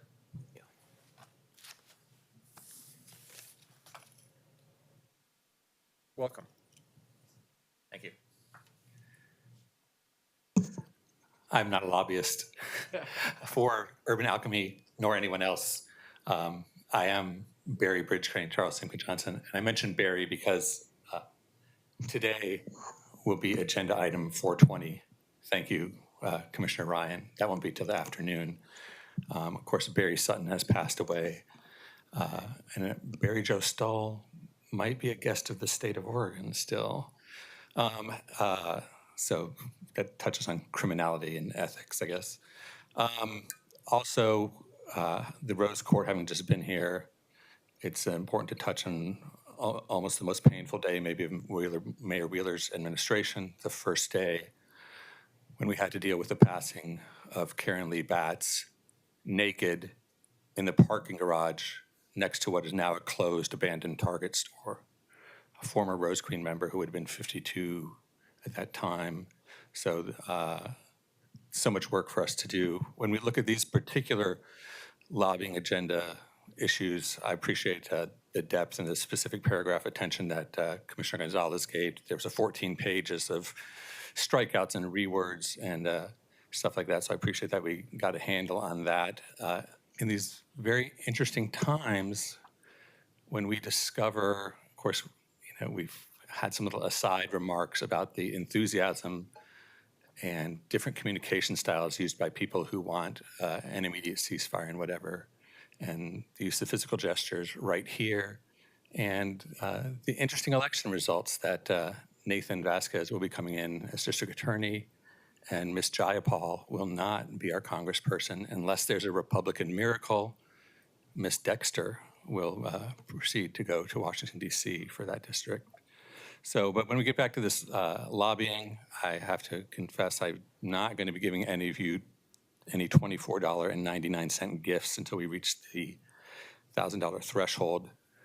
But when we talk about transparency and the news, when you Google and search auditor and lobbying, and the first thing that comes up is Portland Urban Alchemy, I think we shouldn't be avoidant of mentioning those names, but we should contextualize the work. I don't know the overall budget for Urban Alchemy versus a very entrenched player who's financed a little bit differently transition projects. And how do they need to disclose? And how in the world do we really measure the results when we put forth plans that say, well, looks like there's 6,000 homeless people. 4,000 of them can F off, and we'll try and shelter 2,000. So there's so much work to be done inside those contracts. And when we look at the performance, I'd like to have clear statistical data about shelter, but also when I pass a transition projects facility, there's no Porsche Panamera hybrid. And every day when I go past the Clinton Triangle, there's a Porsche Panamera hybrid. And, you know, that's not proof. It's just like, how can we be funding homelessness at a level that the people supervising the $16,000 huts are every day parking their Porsche Panamera hybrid in front of these people, and then there's two miscellaneous, a car that says City of Portland on it that has a Montana license plate and another one. So good results are coming from there, but we need to watch and make sure that y'all are getting us the most help to the most needy people for those taxpayer dollars. Thank you very much. Thank you. Any further testimony? That This is a completes first testimony. reading of a non-emergency ordinance. Moves to second reading. Next item, please, 402. This is a first reading of a non-emergency ordinance. Authorize agreement with Travel Portland for the marketing and promotion of convention business, tourism, and overnight lodging using a sole source procurement and provide for payment. I am pleased to jointly introduce this item with Commissioner Rubio, who is the city's liaison to Travel Portland. Today, we're going to review a proposed new 5-year agreement with Travel Portland. This agreement continues the long and, I believe, successful relationship between the City of Portland and Travel Portland. As our recognized destination marketing and management organization, Travel Portland obviously plays a key role in the success of the travel and tourism industry in the region, which in turn plays an extremely important role in our local economy. I'll now turn this over to Commissioner Rubio for any introductory comments she has to guide us through today's presentation. Commissioner Rubio. Thank you, Mayor. I am very excited to serve as the council liaison to Travel Portland. And as a part of that assignment, I serve on the Travel Portland Board and the Visitor Development Fund Board. And through my involvement on these very dynamic travel and tourism organizations, I know how important the industry is to Portland and how long and slow the post-pandemic road to recovery has been. The hard truth is that we still have a long way to go. We're still not back to where we were in 2019, but it is important that we continue to look forward and take action to move forward and keep that progress moving.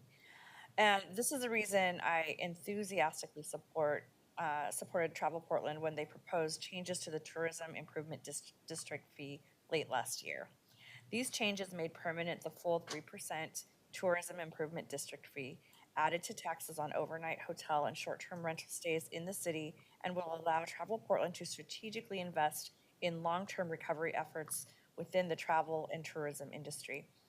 This new 5-year contract reflects those changes and new long-term initiatives at Travel Portland that it will help fund. I also want to recognize the role that Travel Portland plays in supporting and promoting events happening throughout the city. They are tireless ambassadors for the city and do excellent work, and we're very, very lucky to have you in our city. Travel Portland is a frequent partner and supporter of the Events and Films Office at Prosper Portland, and this collaboration has led to numerous successful partnerships, activations, and film productions. Travel Portland's support of Prosper Portland's Office of Events and Film is vital and very, very much appreciated. This collaboration is still fairly new, yet we've already seen the impact, and it's been tremendous. I'm fairly certain this partnership will only continue to grow stronger as we know that arts, culture, and sporting events are essential for our city's livability, health, and the economy. Travel Portland and our film office also partner very closely on film, commercial, and TV productions in Portland, which promote tourism and hotel lodging, as well as highlight the economic impact of the film industry on Portland's vibrancy. So finally, I want to acknowledge the effectiveness of Travel Portland's work, leveraging its network of vast connections and platforms to amplify and promote the events and achievements of our city. And last thing I'll say is that all of this can't happen without excellent, dedicated staff and a committed board. So I just want to lift up their hard work, and we're seeing the evidence of that work right now. So with that, I will turn it over to Carl Weil. Thank you, Commissioner and Mayor. Carl Lyle, Spectator Venues and Visitor Activities Program Manager with the Office of Management and Finance. So I'll just do a quick introduction and then hand it over to our presenters. So the ordinance before you today will authorize the mayor to sign a new 5-year agreement with Travel Portland for a broad range of services related to the marketing and promotion of conventions, travel, and tourism. The services covered by this agreement are prescribed in City Charter Section 7-113, which regulates the city's transient lodging taxes, and City Code Chapter 6.05, which regulates the fees associated with the city's tourism improvement district, which was amended and expanded by City Council just this last December. The agreement outlines the tasks to be performed both by Travel Portland and the city, and assures that these efforts are undertaken in partnership. This model of collaboration between the city and Travel Portland has a long track record of success, including in times of economic hardship. The agreement also contains performance measures and regular reporting requirements which are used to measure success and track performance. The charter and code also prescribe specific attributes about the organization the city must contract with for these services. The organization must be an Oregon nonprofit, a comprehensive destination marketing organization operating in Portland that is engaged full-time in the promotion, solicitation, procurement, and service of convention business and tourism in the city. Because Travel Portland is the only Oregon nonprofit meeting the charter and code requirements, this contract is being procured using the sole source exemption in City Code Chapter 5.68 and the Professional Services Contracting Manual, which included public posting of the request for a period of 7 days, during which no challenges or objections were received. Staff from the Revenue Division are with us virtually today and can respond to any technical questions about the tax collection and distribution services should you have them. The ordinance will pass to second reading next week. And with that, I will turn it over to Jeff Miller, President and CEO of Travel Portland, and Jonathan Riley, CEO of Better Marketing. Thanks, Carl. Thank you. I appreciate being here. Mayor Wheeler, Commissioner Rubio, thank you for being our liaison, and Commissioner Mapson Rubio on the VDF board. Our request today to renew the contract with Travel Portland, that sounds a little loud, comes at a pivotal time in the city. This new 5-year contract gives us the opportunity to deepen our relationship with the Events and Film Office and showcase what is amazing about Portland. This partnership binds Travel Portland's work to promote Portland as a compelling destination with Events and Film Office's work to create a smooth process to stage events for the city's bureau processes. Portland Yours to Share. Our goal is to reignite the summer visitor to Portland. We believe this campaign offers travelers in our target markets a reason to come see all Portland has to offer.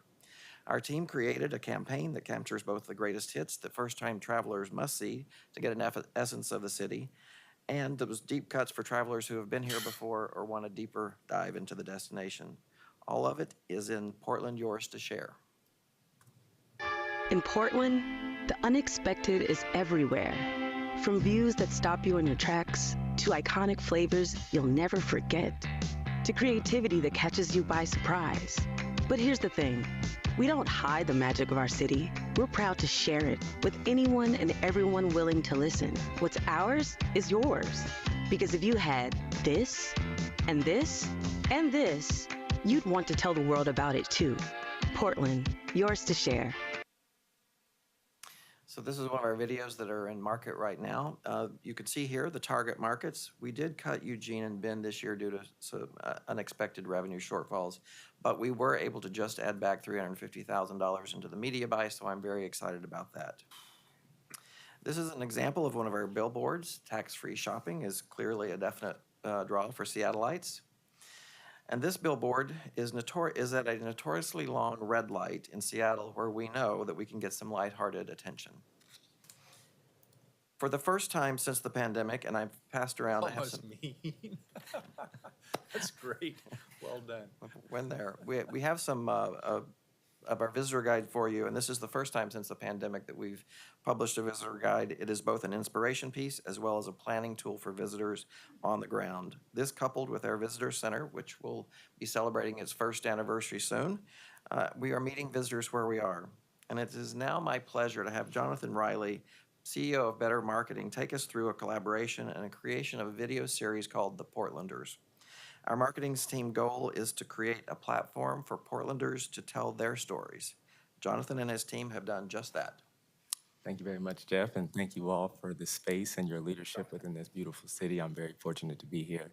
And shout out to Ovid and his team at Industry who created the Portland Yours to Share, which is an amazing spot to be a part of, and very much appreciative to leaning into what we've been creating on our side is the Portlanders community-based video series where we focus on people in Portland from a diverse perspective at all times and really sharing their voice. I think the biggest point of coming out of COVID was really everyone's talking about what was happening in Portland, and usually that was obviously media-based, but we wanted to bring the microphone down to the floor level and let the people that are actually here, the tax vendors, the folks that have families and businesses, to speak about their experiences here in the city, and then giving those folks outside of our city a clearer perspective of what it looks like to be here, what it feels like, finding representation in those similar voices. So we created this series, and it was a very prominent space for us to be able to create diversity, but really with intention and really giving a focal point on what's really happening in Portland. So you can go to the next one slide.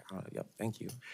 Again, my name is Jonathan Riley. I started Better. I live here now, have my two beautiful kids are born in Portland. I'm a transplant, but my roots are deep here now, so it's something that I stand for and believe in, and I'm very much a big partner of Travel Portland for leaning in outside after COVID in regards to creating opportunities for businesses like myself and my partners to be able to do campaigns and do different approaches in sharing our messaging. So very appreciative of Jeff and his entire team, and Greg and Karen in the back is holding it down. Just really appreciative to be able to share these opportunities to a larger audience and really focusing on our audience here specifically in Portland. Next slide, please. A clear example, I'm not sure if you've heard of Third Eye Books, but they're amazing. Charles and Michelle are two prominent figures here in the city, but they also have a beautiful bookstore on 33rd and Division. In one of our series, in our first season, we featured them, and it was an amazing opportunity, not just for them to share their business and the way that they've created opportunities in Portland and their goals as far as creating Black literature in the state of Oregon, but really to be able to have a connection and a relationship with organizations like Travel Portland, where they can understand that there is a larger support system that supports not just who they are, but their communities as well. So they're amazing, and their episodes it's really telling in regards to not just their story, but their community that they're surrounding in, the businesses that they go to and support. And really, just to give a big shout out to Michelle and Charles. Michelle was actually voted by Google the #1 Black-owned bookstore in the country, woman-owned Black-owned bookstore in the country. And so really, for us to be able to not just have these people here and have these light highlights, but really to be able to talk about that and really show people around the country that we have these people here, and you can also be a part of that community as well. So, next slide, please. And just a quick results, we're finishing up season 2. We're going into season 3, which is we just filmed, but just to give you a quick synopsis, very proud of our numbers, really regards to 7.3 million views total, and we've only done this 2 years now. Before we started this project, Travel Portland's YouTube followers were only at 1,500. Now we're at 144,000.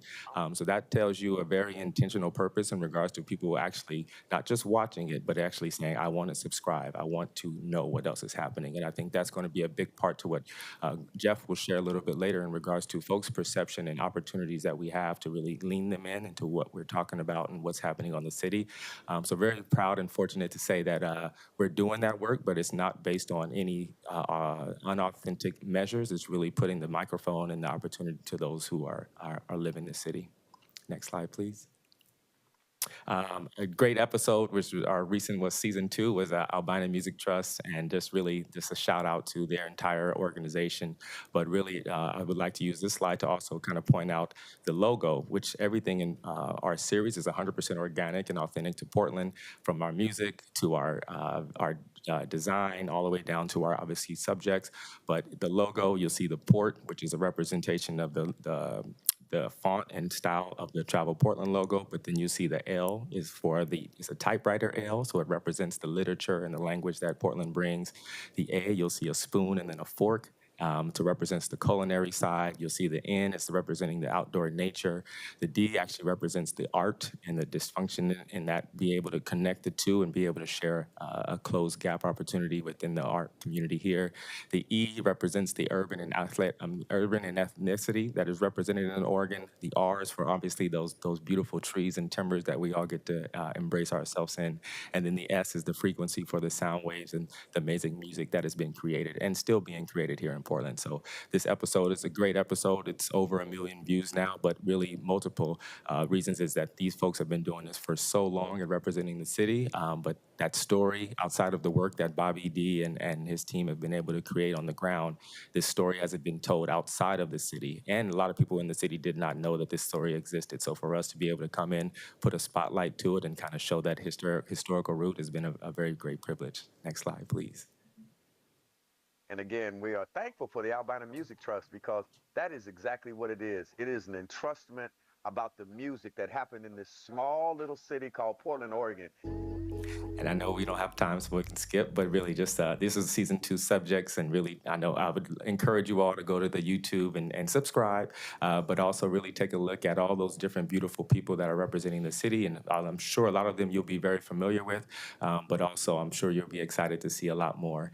And just really a strong note to the partnership and the community that we've been able to build. This has really been a great representation from not just getting folks here to see what's happening in Portland, but for the folks in our city to see that the community and organizations like Travel Portland care, and they want to continue to support their growth and their business and their communities, not just with opportunities for grants, but really opportunities to really showcase what they've already been doing. The professional networks of color, which I know, like I said, was a big nod after COVID, and special shout out to Travel Portland for being able to broaden their horizons and work with organizations like myself to be able to continue to tell our stories and represent our city the way that we think is the most profitable and most beneficial for our community. And then just that personal growth, and really a huge shout out to Karen Martwick, who is really driven and led a lot of opportunities, not just for me, but my entire team, and really setting that bridge of expectation of what people of color can do in Portland and giving us the space to do it. So very much appreciative, and thank you for your time. Thank you. Thank you, Jonathan. It's great to have partners like this in our city and telling the stories and letting the stories be told. We're excited to partner with Prosper Portland to financially support the Events and Film Office. And as you know, our support of the Film Office was part of our last contract. With this contract renewal, we'll partner with both Events and Film to create even a more vibrant city of events and film collaborations. We've been partnering on scale-up grants, which attract visitors and have the potential to grow these events to be even larger and put Portland firmly on the map to attract more visitors. These grants through Prosper and the Events Office are supplemented by Travel Portland's grant program, which includes visitor experience enhancement grants, large event sponsorship grants, and cultural enrichment sponsorships. Together, we've developed a robust grant program to drive excitement and foot traffic into the city with a focus on the central city. Projects filmed and set in Portland can improve our city's image and create curiosity and travel demand. Portlandia and Top Chef are the most recognizable, and we know film projects create positive images of Portland, while also creating local film industry jobs. As the Film Office partners with the Oregon Film Office on rebates, the office continues to issue permits. And I believe the Burnside Bridge is closed today for some of those films. The film industry is still recovering from the Writers Guild and Screen Actors Guild strike of 2023, but there is movement as displayed by Little Wing, a featured film set in Portland, which is currently streaming on Paramount+. Thank you, and happy to take any questions. Great, very good. Colleagues, any questions at this particular point? Commissioner Maps? No. I don't have a question. I only have a comment. You've heard me say this before, and I'll say it again. I think the work you're doing is outstanding, and it's key to the recovery of this city. And as my opening remarks indicated, obviously travel and tourism is core to our economy. And we all understand that, the convention business obviously lags. And I'm concerned that the public perception hits that the city of Portland started taking in 2020. We're going to see that lag coming up pretty soon because people plan those conventions well in advance. That said, I think there's a great opportunity in individual travel and tourism and potentially group travel and tourism. And you guys are right out there on the pointy front, Jonathan, the creative work that you and your team are doing, I think perfectly captures some of the unique attributes of this community and what we have to offer and why people should take their precious dollars in a very competitive travel and tourism market and spend them here. I think it makes a very, very good, very strong case for the city of Portland, and I want to appreciate you. And Jeff, you have stuck through this through thick and thin, and we're all seeing the issues that cause the reputational damage are obviously being addressed, and we're seeing significant improvements. Public safety numbers are, one media report recently identified the public safety recovery as, quote, astounding, unquote. And obviously with the new infrastructure we've put in place around livability, litter, graffiti, the partnerships we've developed with the state government and others, we're going to see more of that. And I'm hopeful that the sticky problem of homelessness will see the good work that my colleagues here at the City of Portland and I have been working on for several years. By the end of my term, we're going to have over 850 new beds for people who are chronically homeless to connect them individually to services and then navigate them to housing reserved for that population. And people are already starting to see some of those results. So I'm optimistic, but we have to really keep pushing and understand that every community was aggressively hurt by COVID, and everybody is fighting for those precious dollars at a time when people are still a little reluctant to travel.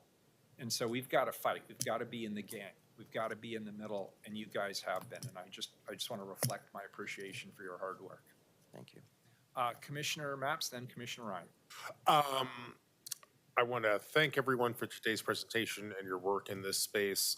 I also want to give Jeff an opportunity to articulate any ideas about what this council could do in order to facilitate and promote the growth of tourism as we move, frankly, through the end of this year, because that's how much time we have. If there's sort of broad things that council should be thinking about in order to promote tourism as we move forward, I'd love to hear about that. Well, we will invite all of you to our events, and having you as elected officials show up is important to those meeting planners here.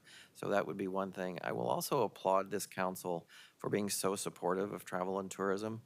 The work that you are doing on the public safety, helping homelessness and helping homeless people is very impactful. And when we get a meeting planner here, they see the change in the city. We had Sports ETA in conjunction with Sport Oregon. Jim Etzel's here with us. And we had folks from the South who actually apologized. They thought the city looked amazing, and they didn't believe it based on the media. So you're doing a great job. Keep doing it, and let's continue to lean in. So thank you. Thanks, Jeff. Yeah. Don't we have public testimony? Well, I want to give right. everybody a shot at questions first from the I can panel. wait until after. Yeah. Okay, do we have public testimony? We have one person signed up, All right. Joshua Leek. It's always good to hear that before we say stuff. Thanks. Thanks. Joshua Leek. He's coming. Okay. Hey, Joshua. That's what. Welcome back. Thank you. I don't know if I have time for my You have 3 visuals. minutes. 3 minutes, okay. So this morning I was accused of not being consistent in my implementation of our cutoffs. And so Okay. we're going to change our announcement at the beginning of the meeting. We will give people 3 minutes and not 1 second more. That will be the new policy. Okay, Because I think it's a fair. first. I think it's fair for somebody to suggest. I'm not a lobbyist. Yeah, good. Thanks. Well done. I run the Portland Film Festival, which is Oregon's largest volunteer-driven festival that's received national press that we didn't pay for. And I'm here to give testimony that Travel Portland and the city's film and event office are doing a task that is much more important than I think a lot of people really understand. People don't come to Portland because they like the hotel. They come to Portland for events, the people, and the community. And we're currently spending $500,000 a year on events. And that's not enough. That should be what we spend in half a month. If you look at the amount of money that tourism brings in to our local economy, and even at our local tax dollars, I believe it's $122 million according to Travel Portland's website.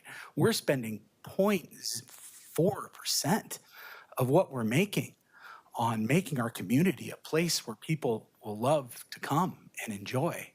And I'm bringing you something because the city has a history of failing events in its community. I don't know if anyone remembers Artquake. Artquake at one time had 200,000 people coming to Portland because it was the biggest art fair on the West Coast. And today, people don't even remember it. It's sad.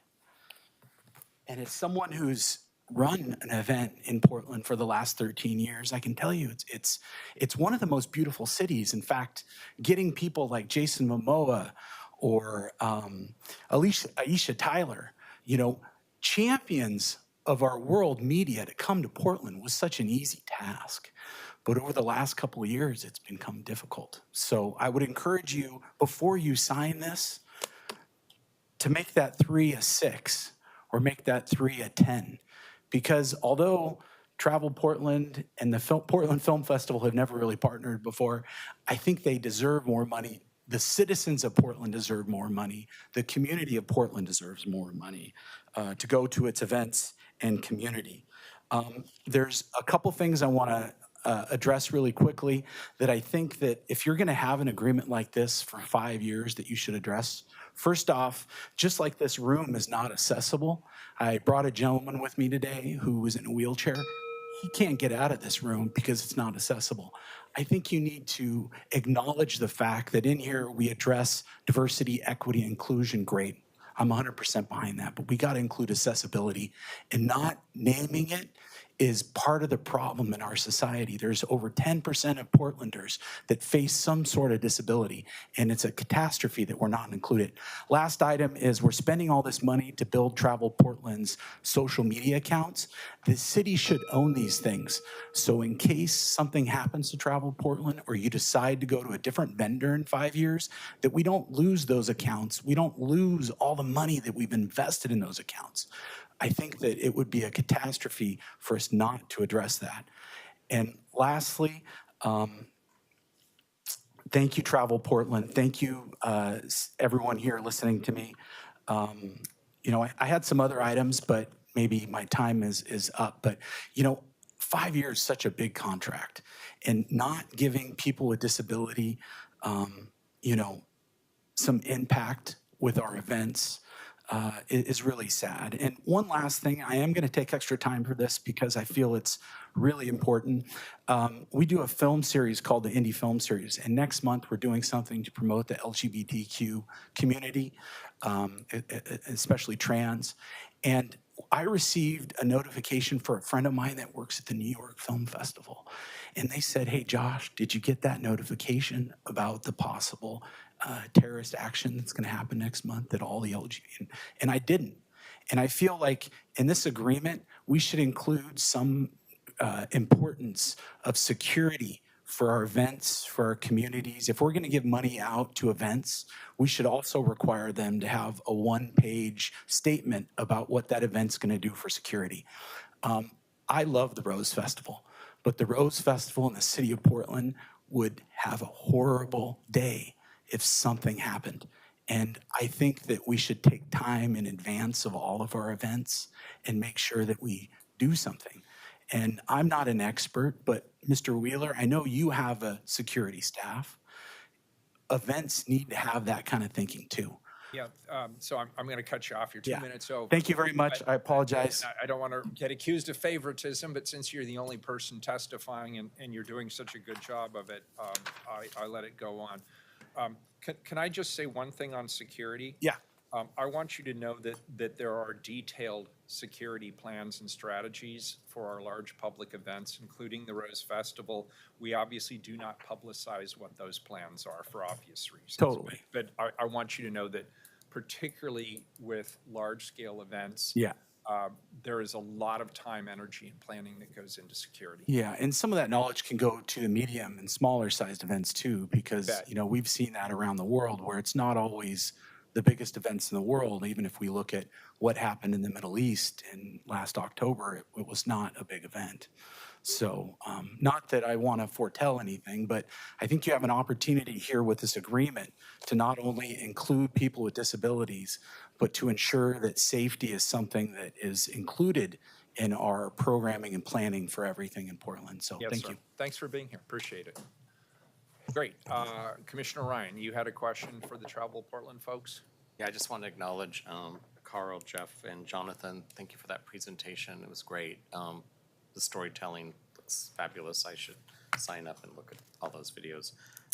It's a question about what I thought I heard, which is that these are events that target audiences of, I think, 5 to 10,000. Is that what I thought I saw in one of the slides? Some of them are 5 to 10,000. Those are the scale-up grants, and those are the ability for them to grow larger. Okay, good. We also have Travel Portland also has the large event grants. And okay, here's my thought. My thought is that sometimes I experience, this is all just experience without me. That's why I'm asking questions. We have events that have been around for a while, and then we have newer events. Is this targeting newer events, or does it? All events. Any event can apply. Okay, and then we ask questions about what they think the economic impact will be. Travel Portland's particular focus is will the event draw visitors to spend overnight? And so that's one of the criteria that we look at. But we also understand that community vibrancy is important. So some of the smaller events tend to be more community type events, but also create vibrancy that is helpful to the city. Okay, yeah, I mean, the number of participants, that does obviously have a multiplier impact for the economy. Okay, that sounds good. And it's $500K a year. Is it just awards going out to those that will put on the events? Or is there, the of that $500K, does it go to something in addition to that? The $500,000 is our contribution to Prosper Portland's event and film office. They have a larger budget that the city has approved, and then we have a budget and we work in conjunction with it. So that 500 is just the investment in the events and film office. Okay. It's a restricted account for that, gift for that. Some of it is for personnel, can be used for personnel, but a lot of it is for events. Okay, thanks. Very good. Any further questions? All right, very good. Thank you for the presentation today. This is a first reading of a non-emergency ordinance. It moves to second reading. Thank you all. Item number 403, a proclamation.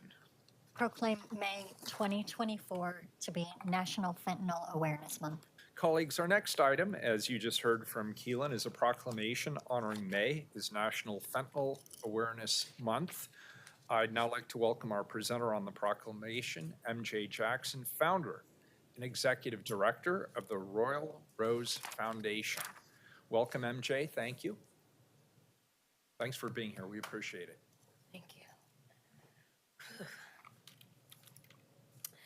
Good afternoon, Council. My name is MJ Jackson. I am the founder of the Royal Rose Foundation, a family-led nonprofit organization. I'm here to present a beacon of hope in our city's battle against the devastating grip of fentanyl poisoning, particularly devastating within Black and brown communities. Our foundation educates, raises awareness, and extends support to those affected by this epidemic.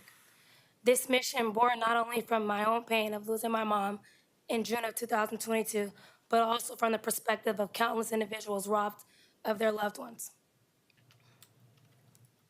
There is no other nonprofit like mine's. I speak from a child's perspective. I lost my mom. I founded this organization out of heartbreak. No prior experience, but after losing my mom, I knew I had to shield families from the anguish I have endured. The pain of losing a loved one to fentanyl poisoning I never want anyone else to feel. Our efforts at the Royal Rose Foundation are relentless, driven by an unwavering determination to halt the devastation wrought by this crisis. This year, we have partnered with Portland Police and DEA Seattle Division. we have distributed over 1,000 doses of Narcan free of charge and trained more than 100 individuals on how to use it. I fund this organization myself. Yes, that's correct. We haven't received any funding from the millions of dollars Oregon has received from the opioid settlements. But I will continue to personally finance our work. Our commitment to this cause knows no bounds. Saving lives is my top priority. It is imperative that I mention the misconceptions surrounding fentanyl poisoning. While it is often assumed only people with addiction or those that are homeless experience fentanyl poisoning, that's not 100% true. The impact of this crisis extends far beyond. Today, we witness a disturbing trend, casual and recreational users falling victim to its lethal grasp at alarming rates. Fentanyl wears no face. It has no bounds, except for the devastation it leaves in its wake. Let this proclamation serve as a call, amplifying our collective voices to confront this menace head on. I extend my deepest gratitude to the Council for endorsing our proclamation, designating May as Portland Fentanyl Awareness Month. This proclamation makes a pivotal moment in our battle against the harrowing consequences of fentanyl poisoning. I am grateful for your support and the backing of all who stand beside us. In summary, the designation of May as Fentanyl Awareness Month is a bold declaration of our resolve. It will stand as a reminder of what this country and our city has endured. We will raise awareness, educate our communities, and provide unwavering support to those affected, particularly within our marginalized communities. While this proclamation cannot resurrect the countless lives lost to this crisis, it stands as a testament to our unwavering commitment to safeguarding our city's future. Thank you. Thank you. We so appreciate you being here. And before I read the proclamation, I'm going to ask if my colleagues have comments they'd like to make. MJ, first up is Commissioner Mapps.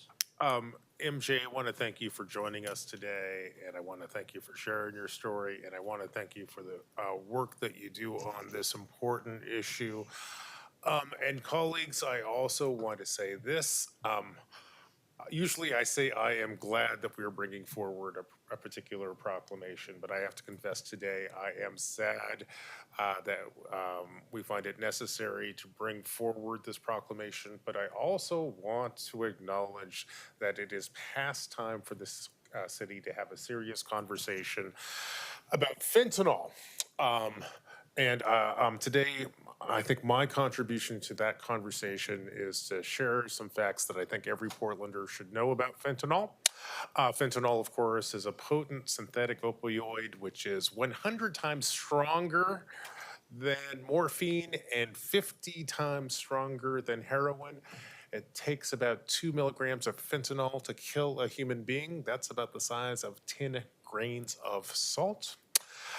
Every Portlander should know that fentanyl is dirt cheap here in the City of Roses. For example, just last summer in Portland, a dose of fentanyl could be purchased for as little as 80 cents. I think every Portlander should know that fentanyl kills hundreds of Portlanders every year. And for example, just last month, there were more than 1,000 opioid overdoses here in the city of Portland. A couple of other things that I think every Portlander should know. You can't see, smell, or taste fentanyl once it has been mixed with other drugs. And you should know that fentanyl is mixed with all kinds of street drugs, including meth, heroin, cocaine, and ecstasy. You should also know that fentanyl comes in pill form, and these pill forms can look like prescription medicines like Xanax, Adderall, Percocet, OxyContin, and those fake pills can look exactly like real ones. And here's something else that you should know, folks. In 2023, 7 out of 10 of the fake pills seized by the Drug Enforcement Administration contained potentially lethal doses of fentanyl. In other words, you should assume that any pill that did not come from a doctor contains fentanyl. A couple of other things that I hope every Portlander knows. Signs of fentanyl overdoses include an inability to wake up, not breathing, choking, and turning blue. And this is also very important, and I hope every Portlander knows it. Narcan can stop a fentanyl overdose. A few more things that I think it's important for Portlanders to be aware of. Oregon has a profound shortage of treatment beds and recovery services, and I'm pretty sure everyone on this council knows that the state of Oregon and Multnomah County are largely responsible for providing drug treatment services in our city. Folks probably don't fully understand the city's role in combating our current fentanyl crisis. I would argue the city's role largely falls into two buckets. First, the Portland Fire Bureau is largely responsible for responding to the 1,000 or so fentanyl overdoses that we see every month. And I really want to congratulate the Fire Bureau and Commissioner Gonzalez for some of the really innovative work they've done around chat in this space. The other thing that Portlanders should know is that the Portland Police Bureau plays an important role in this space. One of the things the Portland Police Bureau is doing is partnering with the Oregon State Police to patrol downtown streets for fentanyl sales, and I hope every Portlander knows that this partnership is pulling in record amounts of fentanyl. So we're getting record amounts of fentanyl off of Portland streets. With that, I think we've learned an awful lot about fentanyl today, and I want to thank our guests for helping educate us. I would argue the task before us now is to figure out what to do with this knowledge, which is why I will close out today by making this argument. Based on what we know, in order to conquer Portland's fentanyl problem, at least two things need to happen. First, the state and Multnomah County need to build out more drug treatment and recovery services here in Portland. Along those lines, I think it's very important to support nonprofit groups and public-based efforts like those sponsored by our guest. And second, I believe the city of Portland must continue our efforts to shrink the supply of fentanyl on Portland streets, and we can accomplish that by expanding the partnership the Police Bureau and the Oregon State Police have formed in order to arrest people who are distributing fentanyl in Portland's neighborhoods. So I very much appreciate this conversation. Frankly, I think this is one of the most important conversations that we'll have in our city over the next coming years. And I want to thank our guests for bringing us together and focusing our attention. Thank you, Mr. Mayor. Thank you, Commissioner Mapps. Commissioner Rubio. I want to thank MJ for your personal story, and also I'm very sorry for your loss. I also want to just really appreciate that you started this organization, and it's really important right now. Obviously and unfortunately, we're all really aware of all the countless tragedies associated with fentanyl use, and in part, thank you for your good work to lift that up. As mentioned, fentanyl is cheaper and more potent and more accessible than ever, and it's really had a profound impact in our central city and in our high schools, and like you said, it's making our way into normal everyday families like yours, and it's killing Portlanders at a historic rate. Even more than gun violence. And those losses are reverberating in the stories and families that are left behind in this tragedy. But I really appreciate that, you're bringing awareness, and that awareness starts by recognizing that we can't work in isolation to solve this problem. Action means that we have to be aligned across all governments and with community and advocacy such as yours to really push for the change to make sure that we're providing the resources and systems necessary to solve this massive epidemic. So like all of my colleagues today, I'm really dedicated to finding that solution that will make our community free of this fentanyl epidemic and improve the vitality of the city. But MJ, I'm just very happy to support your work, and I'm really glad for this proclamation today. Thank you, Commissioner Rubio. Commissioner Ryan. Thank you, Mayor. Hello, MJ. I'm really grateful for your voice this morning, and I'm really sorry you lost your mother. Your action since her passing is very inspiring. Is that button a photo of her? Is that her? Oh yeah, that's my mom. Yeah, wonderful. And we're on the West Coast. Unfortunately, we understand what happens when fentanyl infiltrates communities. This poison's been killing us for several years, and it's only gotten worse. We know this, we all see it, and we live it every day. But few times have have I been here listening to someone talk about the loss of their parent. The stark reality is that fentanyl deaths have increased 18-fold over the last 5 years. And it's not a problem affecting only our adult population. Fentanyl is claiming the lives of our young people at an alarming and increasing rate. The stories I'm hearing from the schools is quite alarming. According to a recent study by OHSU, the chances of a child under 6 being exposed to fentanyl has just skyrocketed in the last few years. I know the county is launching a new campaign warning kids about the dangers of fentanyl. That campaign cannot happen soon enough. To our community leaders and elected officials, we must work harder to rid our community of this and other poisonous drugs. I can't believe I keep hearing there's some that are coming that are more poisonous than fentanyl. I do believe that our abysmal ratings in the state, both around mental health and behavioral health, is why we sadly pop out nationally. We must turn our compassion into meaningful action, like MJ, like you have done. Again, thank you for your courage. You are an inspiration. Thanks. Thank you. Thanks. Commissioner Gonzalez. Thank you, Mayor, for bringing this forward, and thank you, MJ, for being here today to share your story. This proclamation is meant to raise awareness, but unfortunately, I think fentanyl is something that Portlanders are far too aware of these days. You see it being sold on our street corners. We see it slowly killing those suffering with addiction on our streets, high school students, parents losing their lives. There's a new tale of tragedy every day. As Public Safety Commissioner, I hear about the additional effects often. Infants being sent into accidental overdose, the poisoning of pregnant women. On a recent visit to Adventist Health in East Portland, I learned of the skyrocketing rates of women giving birth to fentanyl-addicted babies in the city of Portland. The drug is poisonous and overwhelming our first responders and criminal justice system. Before the pandemic and never-ending waves of supply entering Oregon began, there was an average of 2 fentanyl deaths per month in Multnomah County. Last year in 2023, it was 36 deaths per month. The promise of Measure 110, delivering detox and additional services, failed spectacularly, while we saw cherished Portland neighborhoods descend into unrecognizable open-air drug markets.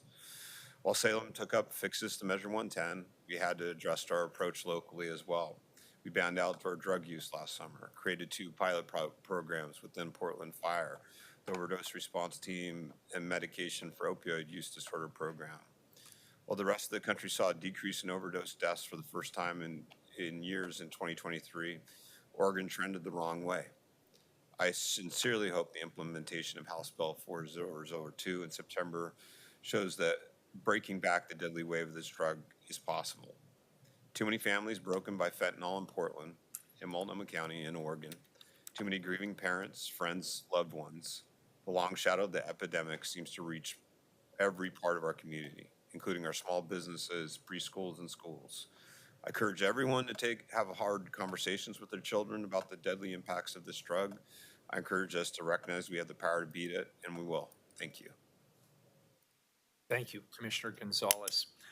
And MJ, I also want to just personally extend my gratitude to you.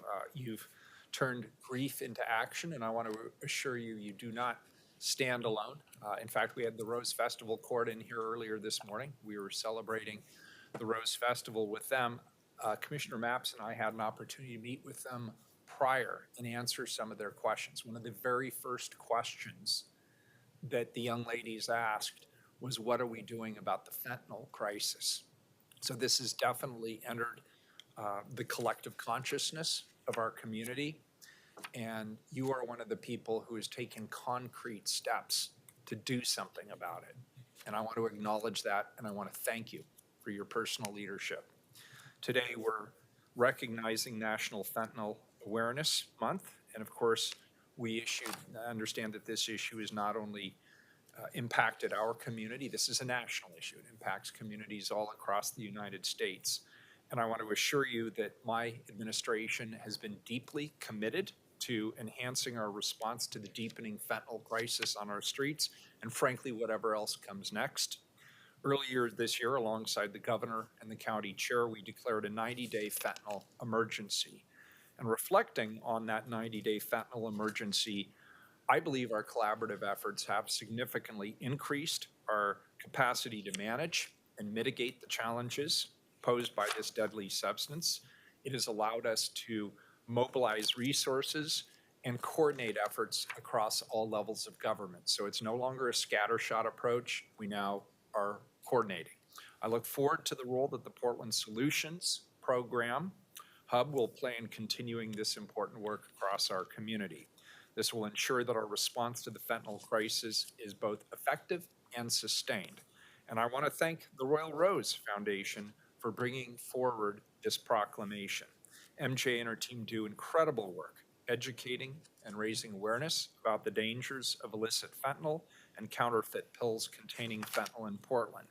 As I read the National Fentanyl Awareness Month proclamation, let us remember the lives lost, acknowledge the ongoing struggles of those who are currently affected, and reaffirm our commitment to fighting this epidemic with every resource at our disposal.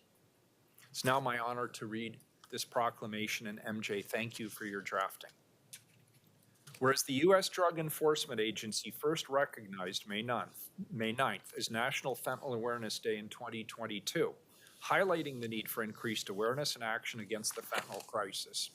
And whereas fentanyl is a synthetic opioid that has approximately 50 times more potent than heroin and 100 times more potent than morphine, posing an unprecedented threat to public health and safety. And whereas, according to the U.S. Drug Enforcement Agency, fentanyl is currently the most significant threat to life for Americans today, claiming more lives of Americans aged 18 to 45 than gun violence, vehicle crashes, cancer, and COVID-19, with nearly 200 Americans lost each and every day to this deadly substance. And whereas the rate of children under the age of 14 dying from fentanyl poisoning has alarmingly increased, reflecting a grave societal issue that demands immediate and decisive action. And whereas in Portland, Oregon, the impact of fentanyl is devastating, with overdoses continuing to claim lives and shatter families, contributing to a public health crisis of immense proportions. And whereas the statistics within Multnomah County are particularly stark, with deaths attributed to synthetic opioids, including fentanyl, surging by 77% between 2021 and 2022.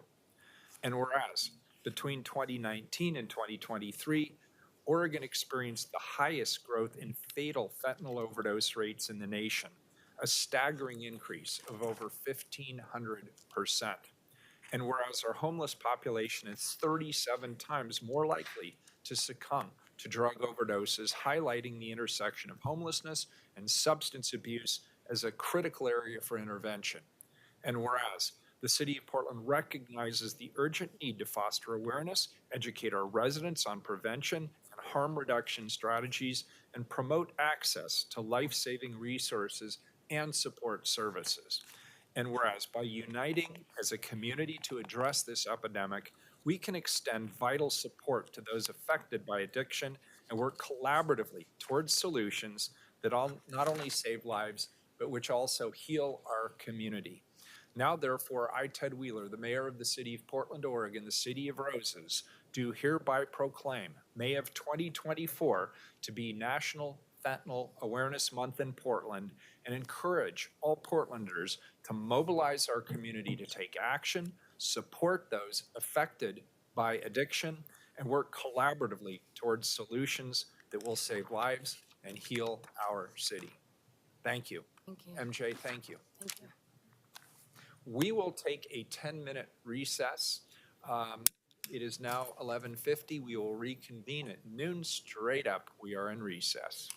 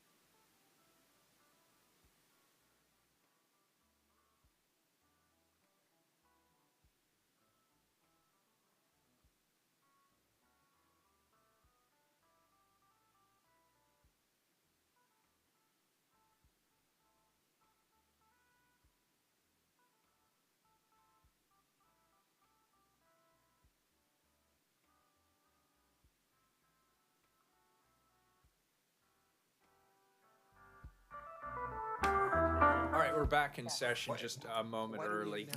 Colleagues, why don't we go ahead and do the second readings first? We'll get those out of the way, and that way if there's any staff waiting to potentially answer questions about second reading, we can get them onto the rest of their day. Keelan, can you please read item 411, a second reading? Amend permit fee schedules for building, cannabis, electrical enforcement, land use services, mechanical, noise, plumbing, signs, site development, and land use services fee schedule for the hearings office. Colleagues, this is a second reading. We've already had a presentation and had an opportunity for public discussion. Is there any further discussion on this item? Yes, Commissioner Ryan. And I think I'll do this now because I know we have other fees and permit increases coming up.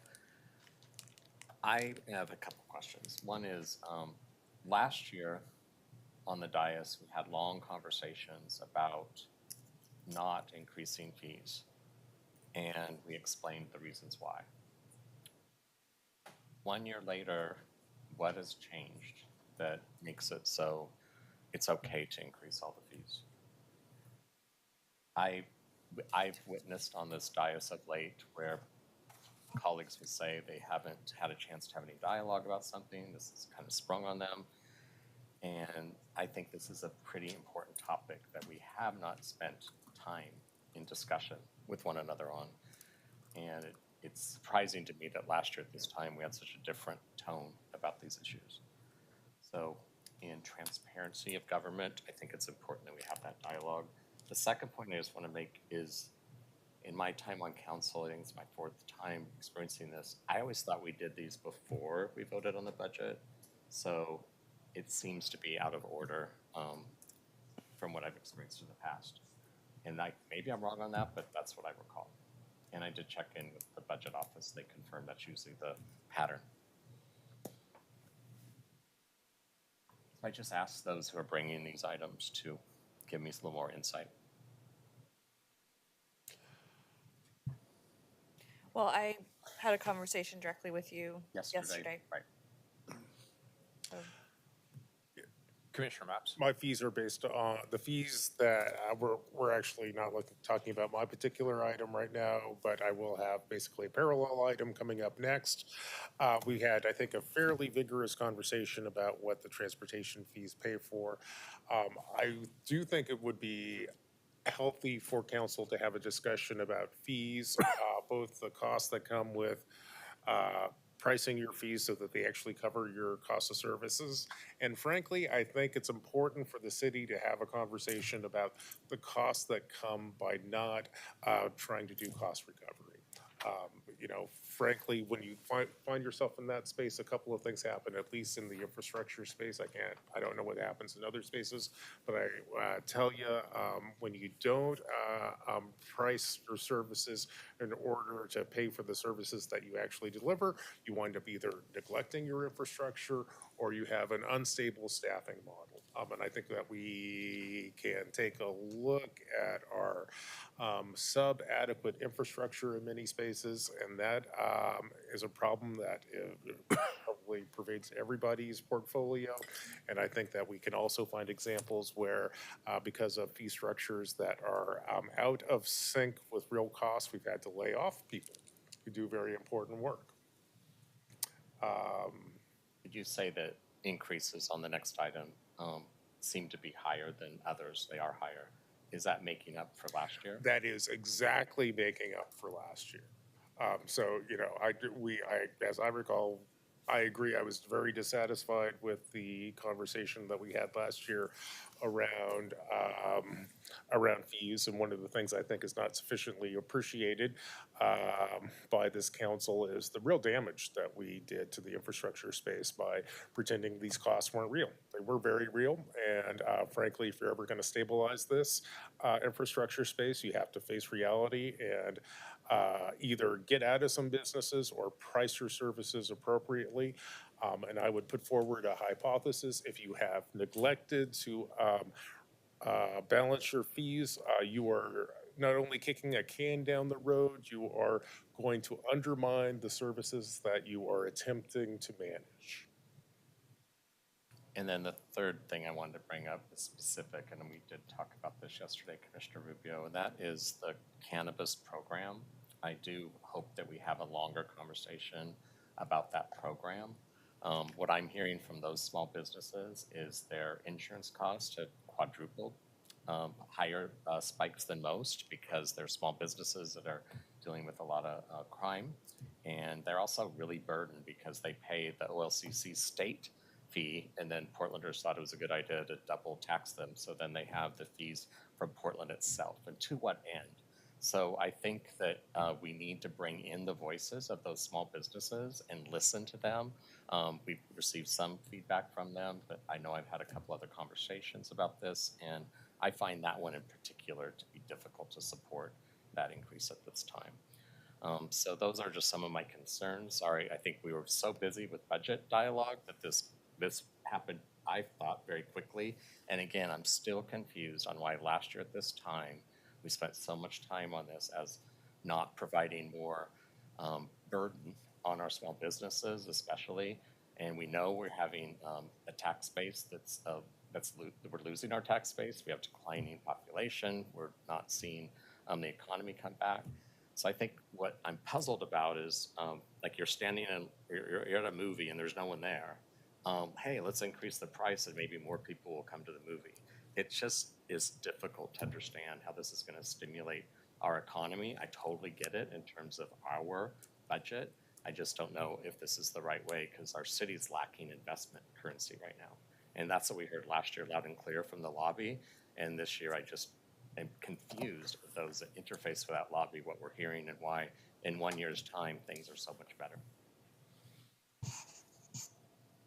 I'll just offer, I mean, we did have a lengthy conversation where all those questions that you just mentioned, we talked about.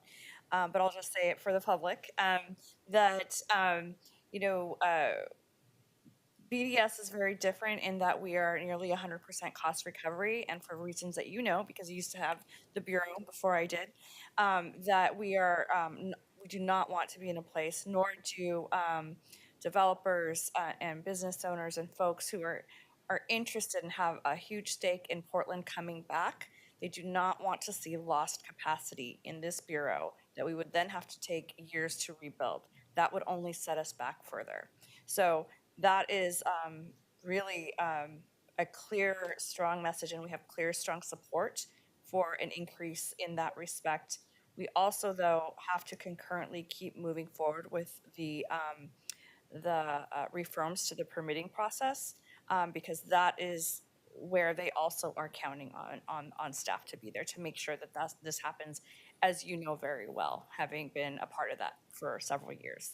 So in that way, we are in step with industry standards. We are making sure that we are doing a modest increase that quite frankly, the Bureau had not been making increases for several years. So this is a place that will keep us going strong together with the support to the general fund to get us through this hard time. Commissioner Ryan? I just had a couple Commissioner comments. Gonzalez, okay. You know, on transportation side, you know, as you may recall, Commissioner Mapps, I actually supported you last year on that. I had serious concerns about our ability to stay up with cost, and I, as a general matter, have concerns about us not keeping pace with inflation, even before we get to the more structural questions about cost recovery. And I think it's bad practice, and we create a deficit that we're just kicking it down the road. I do share with Commissioner Ryan the concern that we have. It just feels like we're taking an entirely different approach this year than we were last year, in a way that wasn't really the product of a lot of policy discussion. And that's, you know, I'm applying that to both. I just want to put back on the record. I supported you last year in this area, and you know, and I think we just need some consistency there. On the BDS side, you know, I'm going to be candid, Commissioner Rubio. I asked a number of questions yesterday. It was really struggled to get accurate read on this issue. I did appreciate your chief of staff following up after office hours yesterday. They were able to give a more comprehensive explanation than we were able to get in our one-on-one yesterday. So I am appreciative of that. but we are looking at double-digit fee increases in a couple of areas, and 8% across the board for everything else above the rate of inflation. These aren't small fees we're passing on. And, you know, I've heard the opposite on the Airbnb fees, that community does not feel like they were reached out to well. I'm concerned about the remodel program, that when you're talking double digits, it's fine to talk to the contractors, but they're turning around and they're going to pass that on to ordinary city residents that may have no idea what's coming down their pipe, you know, when we're discussing these fees. So I echo some of Commissioner, I didn't even realize Commissioner Ryan had spoken with you about it yesterday. I had a similar, apparently somewhat similar conversation with respect to BDSs. I don't know. I feel like we're a little bit directionless on here in this area, particularly just how far we've moved in a year, without a lot of public discussion about that change in approach. I'll leave it at that. Great. Any further discussion? Actually, I'll jump in here. I know All we're right, trying go to for get it. out by 12:30, but sometimes you don't always get what you want. I appreciate this conversation. I think actually from a briefing we had, I had with Prosper Portland yesterday, an ordinance that they will bring to us in coming weeks, I think is going to propose a more sophisticated model or approach to modeling the impact that policy changes and frankly fee increases have on our partners in the private sector and the community. I welcome that. I think that's part of the solution. I'd really like us to frankly develop a pretty sophisticated approach to specifically predicting the impact that fee increases will have on economic activity in the community. I'm not sure if the proposal Prosper is going to bring to us in the coming weeks is going to exactly get us there, but it's a step in the right direction. Also, really hear the concern about the impact that fee increases, especially when you're trying to do cost recovery, have on the private sector. I think this is something we should think about. However, there's also an experiment in nature here that is kind of invisible, but I think also deserves council's attention. So, you know, I am proposing to right-size my fees so I get closer to cost recovery, but I will tell you, in the transportation space, I am still subsidizing many fees to a significant degree. Like, I have to take real cuts in order to actually keep the fees as low as I can. This will probably have some impacts on the private sector. On the other hand, if we didn't do this, we wouldn't be able to provide services, certainly our current level of services. I also hope that future councils, and you know, at least a handful of us are likely to be around on future councils, we should also look at the impact of not doing cost recovery. So here's a great example. You know, I believe, if I understand what's happened in this year's budget, Commissioner Ryan, I'll give him credit. He is walking his talk. I believe Parks has neglected to change its fees this year. I think that's in order to respond to a desire to not burden the private sector. I hope one of the things that we should look at a year from now is what impact not raising fees in order to achieve cost recovery in parks has had on promoting economic development a year from now, and what impact that has had on the overall economic stability of parks. You know, we might be stimulating some businesses here. We also might be pushing parks even further out in terms of achieving its goals, in terms of maintaining its infrastructure and being able to keep its staff. I think this is an empirical question that we can actually pencil out.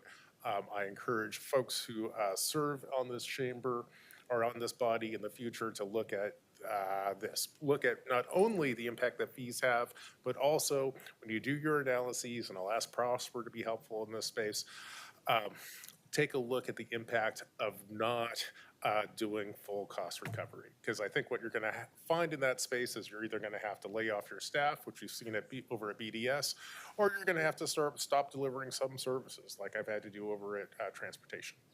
But it's an interesting experiment in nature. We're running it forward. And I think if we continue to look at the question with clear eyes and be data-driven, we can actually get some important and clear answers here. Great. Thank you. Any further discussion? I had one last Commissioner question. Gonzalez? And I'm sorry to belabor this. Commissioner Maps, I just so I'm tracking the change in fees for PBOT, I rescheduled our meeting yesterday, so I didn't get a chance to reconnect with you just because of the all-important levies last night. But if you were to calibrate sort of the percentages, I'm looking at the parking rates here. Yep. You know, it's often 180 to $2. It's what, a little less than, it's right at a little more than 10%, but that's to catch up for things that we didn't take last year. Is that your? Yes. And then in some areas, are we seeing more than 10%? I'm just looking at your Exhibit B. I'm just trying to get a big picture how these changes compared to the rate of inflation and Great. Doing it in real time because I'm going back 2 years and trying to compare what we've done over 2 years here. Great question. What I would suggest is I got my smart staffer Jackson over here who will double check for me. Why don't we vote on Ryan's piece now, and by the time we get to mine, I can actually address your concerns more directly. Okay, sounds fine. Not my piece. What do you have a piece? No, he meant Rubio. Rubio's piece. I apologize. Okay, any further discussion? Please call the roll. Ryan? Yeah, I appreciate that we had a transparent dialogue about this. And remember, keep in mind, it's not just the private sector, it's affordable housing as well. And I'm looking forward to hearing about SPA, the single permitting authority, really being implemented. I know we've taken legislative action on that, and I know it's moving. I look forward to hearing that we're going to have some mandatory, hopefully in-person days, so they actually start working with each other as a team. It's going to be hard. It always is when you're doing change, but I want to really know that that's in motion. And so I realize this will pass. I'm very concerned that we haven't dived into the cannabis program, and I'm just hearing so many complaints about it. And so to just lift those issues, and also how important it is to not cause more burden, as we're at a really we're in a very difficult spot as a city right now to get currency flowing, and I just want to make sure the city's doing all it can to show up and work with our partners. On this issue at this moment, I vote no. Gonzalez? Yeah, I can't support double-digit fee increases in some cases and across the board above the rate of inflation without clear signals that we're managing costs. So I'm a no. Maps? Aye. Rubio? I want to thank and appreciate Interim Director David Kuhnhausen, also Elshad Hayajev, and Budget and Finance Manager Kyle O'Brien for their tireless work to get us here today. I also want to thank those that we met with numerous times for their wisdom and the engagement around what the right level of fees was. So I want to call out and appreciate Columbia Corridor Association, Portland Metro Association of Realtors, Working Waterfront Coalition, BOMA, Oregon Restaurant Association, OHSU, Home Builders Association, the Portland Chamber, and also Smart Growth. You are all very helpful and instrumental in helping us to get where we were today. So we're really appreciative of you there and for our continued communication. The fee changes we are voting on today are necessary to continue meaningful progress on permitting timelines and to keep up with ongoing inflation. Additionally, maintaining a stable workforce is critical to provide timely and predictable services and position the Bureau for increased demand as the construction industry rebounds. We did not approach these rate increases without difficulty, which is why we made sure to engage with those deeply connected to the work of BDS to craft this rate proposal. I know there's a financial impact on projects from rate increases, and at the same time, there's also a cost to not having the appropriate workforce and the skilled workforce able to conduct this work in a timely manner. We heard in testimony that there were concerns around affordable housing developers having to account for these rate increases on their budget. And I want to acknowledge that there is currently a waiver process at BDS, but there is trepidation as well for BDS, and I would imagine other infrastructure bureaus to grant waivers at this tough financial time. So we need to make sure that we're having the right balance of using waivers, so that it's not to the detriment of funding our workforce and services, and also make sure that we're moving projects forward that are aligned with City of Portland mission. So this has been a difficult process, but I'll continue to be an advocate for more funding for BDS. And this proposal before us is what's necessary at this moment. So I vote aye. Wheeler. I absolutely hear what Commissioners Ryan and Gonzalez are saying, and I agree that the cost recovery structure needs a good-hearted evaluation. It needs a kick. And so I will support this as a gap measure, but I agree that, and I think I sense from all of us that this cost recovery structure is not exactly what we'd like to see. And I appreciate what you said, Commissioner Ryan. Maybe there's an opportunity here with the single source permitting system to take a look at this revenue structure as well. And I would hope that that's what we would do. I vote aye, and the ordinance is adopted. To the next ordinance related, 412, please, second reading. Revise transportation fees, rates, and charges for FY 2024-25, amend transportation fee schedule, and fix an effective date. Any further questions on this, Commissioner? Yeah, let me jump in here. I asked Commissioner Gonzalez asked questions basically about where the individual increases in fees came from in my portfolio. I want to list a couple of the major ones. So I'm bringing forward in this ordinance a proposal to increase parking fees by 20 cents. Remember last year we didn't do this, and we didn't do this on the premise based on the theory that somehow the amount of money you plug into meters is one of the things that's keeping people from coming downtown. I was just, on the face of it, I was skeptical of that. Foregoing those revenues, frankly, had some important implications for the ability to staff the Bureau and do our work. For this year, but we did what we did. I'm trying to move the parking fees towards a more rational space. In terms of SDC rates for this year, I'm proposing increasing them by 8%. The reason why that's 8% is because last year we did not increase these rates, so with the 8% is catching up with the increases that we didn't take last year, plus the increases that we kind of faced this year in the inflation space. Development review fees in this proposal are going up by 18%. This is part of a 5-year plan to reach full cost recovery. Frankly, colleagues, in order to reach full cost recovery, that would require an increase of 67% in our development review fees. Obviously, that is unsustainable, or that would be a true shock to folks who would have to pay that. So in order to get to cost recovery in this space, my plan and proposal is to have a 5-year runway, and we'll gradually increase this. But even in order to come in with the 18% increase, I am still taking cuts at PBOT and subsidizing this program by around $930,000.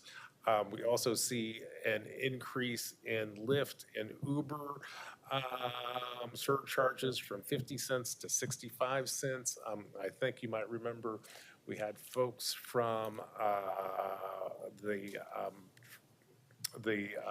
transportation community who I believe support this increase. So that's roughly what's going on. In some spaces, we are catching up from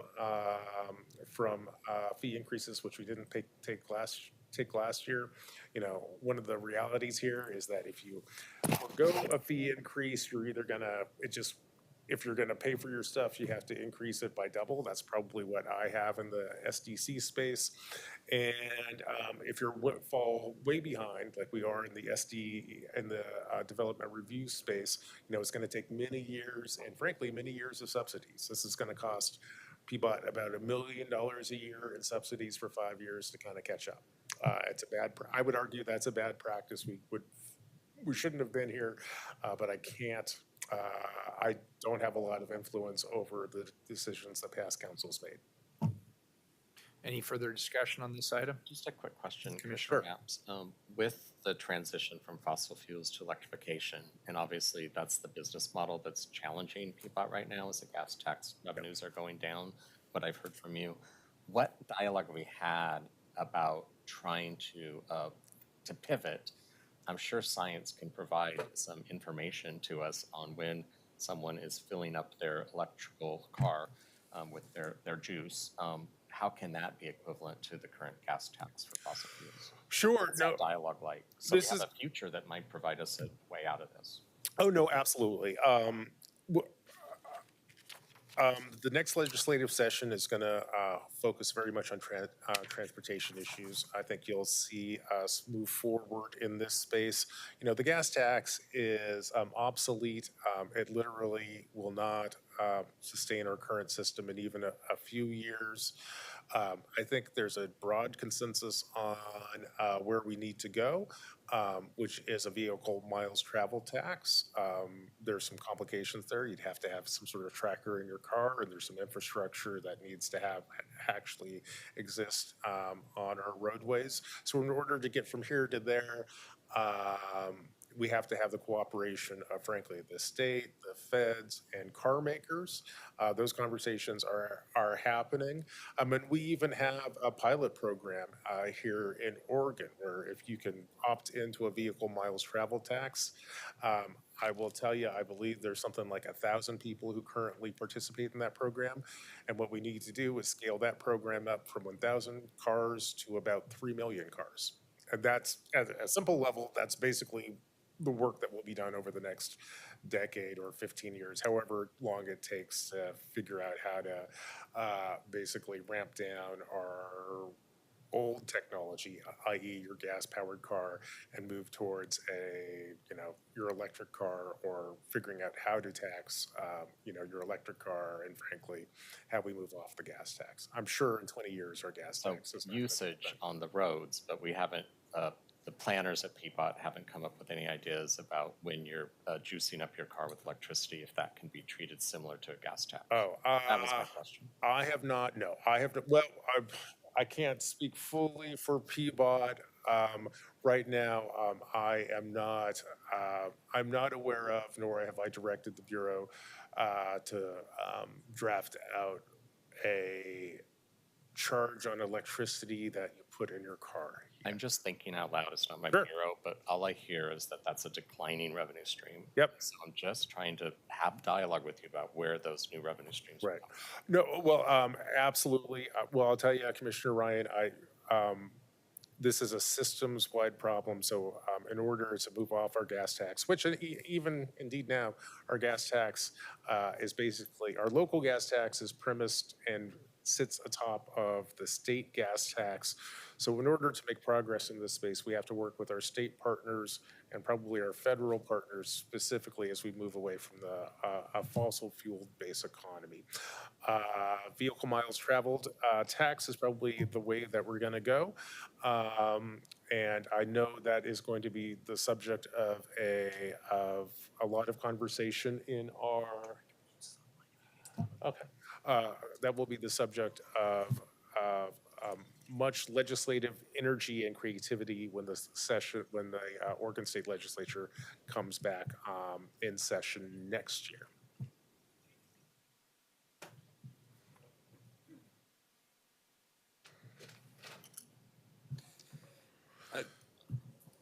I think I'm good on my questions. I'm doing some quick math. It looks like a lot of the fees were like 18, 17% outside of the parking. So, steeper than I would have hoped, but I at least I understand the dialogue. All right. I appreciate that. Please call the roll. Ryan, Yeah, out of respect for the fact that this was embedded into the budget, which we approved last week, and also to the voters who went to the ballot box last night and approved the levy, I vote aye. Gonzalez.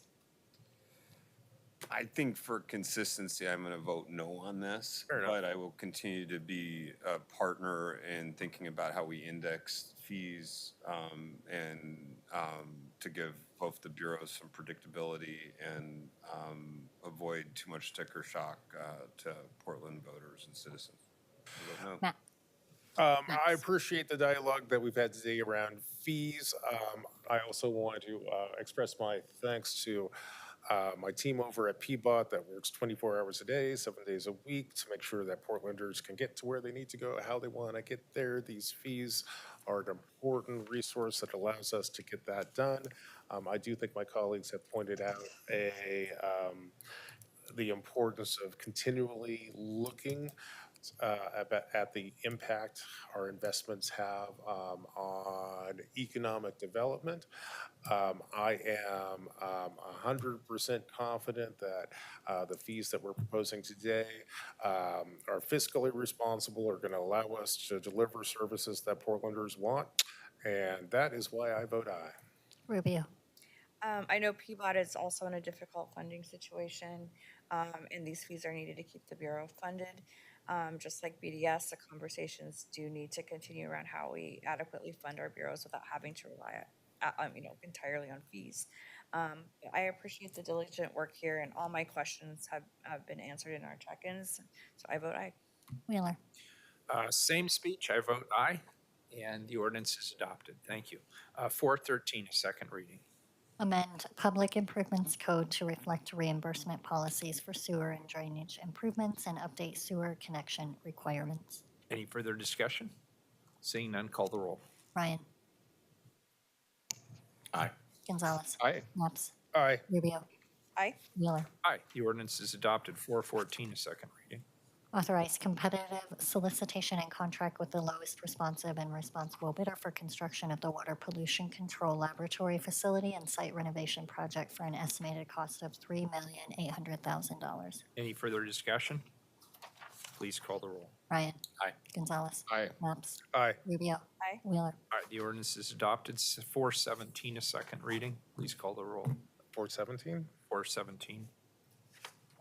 415. Authorize Bureau of Transportation to acquire certain permanent and temporary rights necessary for construction of the 82nd Avenue Major Maintenance Project through exercise of the city's eminent domain authority. Any further discussion? Seeing none, please call the roll. Ryan. 417. 417. Okay. Second reading. Gonzalez. Aye. Maps. Aye. Rubio. Aye. Wheeler. Aye. The ordinance is adopted. 419, a second reading. Authorize competitive solicitation for Portland Clean Energy Community Benefits Fund Climate Investment Plan Strategic Program 3, Clean Energy Improvements in Single-Family Homes not to exceed $140 million over 5 years. Any further discussion? Seeing none, please call the roll. Ryan. Aye. Gonzalez. Aye. Maps. Aye. Rubio. I'd like to acknowledge the hard work of the PCEF team that's gone into moving these strategic programs forward. And this is work that will be life-changing for many families in our community. I'm happy to vote aye. Wheeler. Aye. The ordinance is adopted. Back to the top of the regular agenda, please. Item number 410, a first reading of a non-emergency ordinance. Authorize transfer of the Economic Development Administration Revolving Loan Fund to Prosper Portland. Colleagues, I'm co-introducing this ordinance with Commissioner Rubio. While the action is administrative in nature, I appreciate that it will allow Prosper Portland to broaden its small business lending services, which offer greater access to capital for many entrepreneurs as well as job creators in our community. Commissioner Rubio, over to you. Thank you, Mayor. I'm pleased to co-introduce this resolution that will transfer the EDA revolving loan fund from the city to Prosper Portland. As Mayor Wheeler noted, this is an administrative action, and it's also had a positive impact on Prosper Portland's ability to lend to small businesses and deliver on advanced Portland objectives. And how apropos, as we just approved the funding for seeding the small business office as well. People may not know that Prosper Portland provides a critical lending role in Portland that is unique from traditional banks. I look forward to hearing from the team about how this city council action will help Prosper Portland team support local businesses. So I'll turn it over to Tony and Kay. Great. Thank you, Mayor Wheeler and Commissioners. For the record, I'm Tony Barnes, CFO of Prosper Portland. So I'm here today, joined by my colleague, Kay Little, Asset Investment Manager with Prosper Portland, to discuss item 410, which requests a transfer of the Economic Development Administration Revolving Loan Fund grant agreement from the City of Portland to Prosper Portland for the purpose of applying for defederalization of the grant. I'll provide some additional background on the purpose and history before handing it over to Kay, who will discuss Prosper's lending programs in more depth and illustrate how the EDA Revolving Loan Fund has made an impact supporting small businesses in Portland. I'd also like to express my appreciation to Sheila Lacraig and Antoinette Toku in the city's grants office in partnering with Prosper Portland on this process. Next slide, please.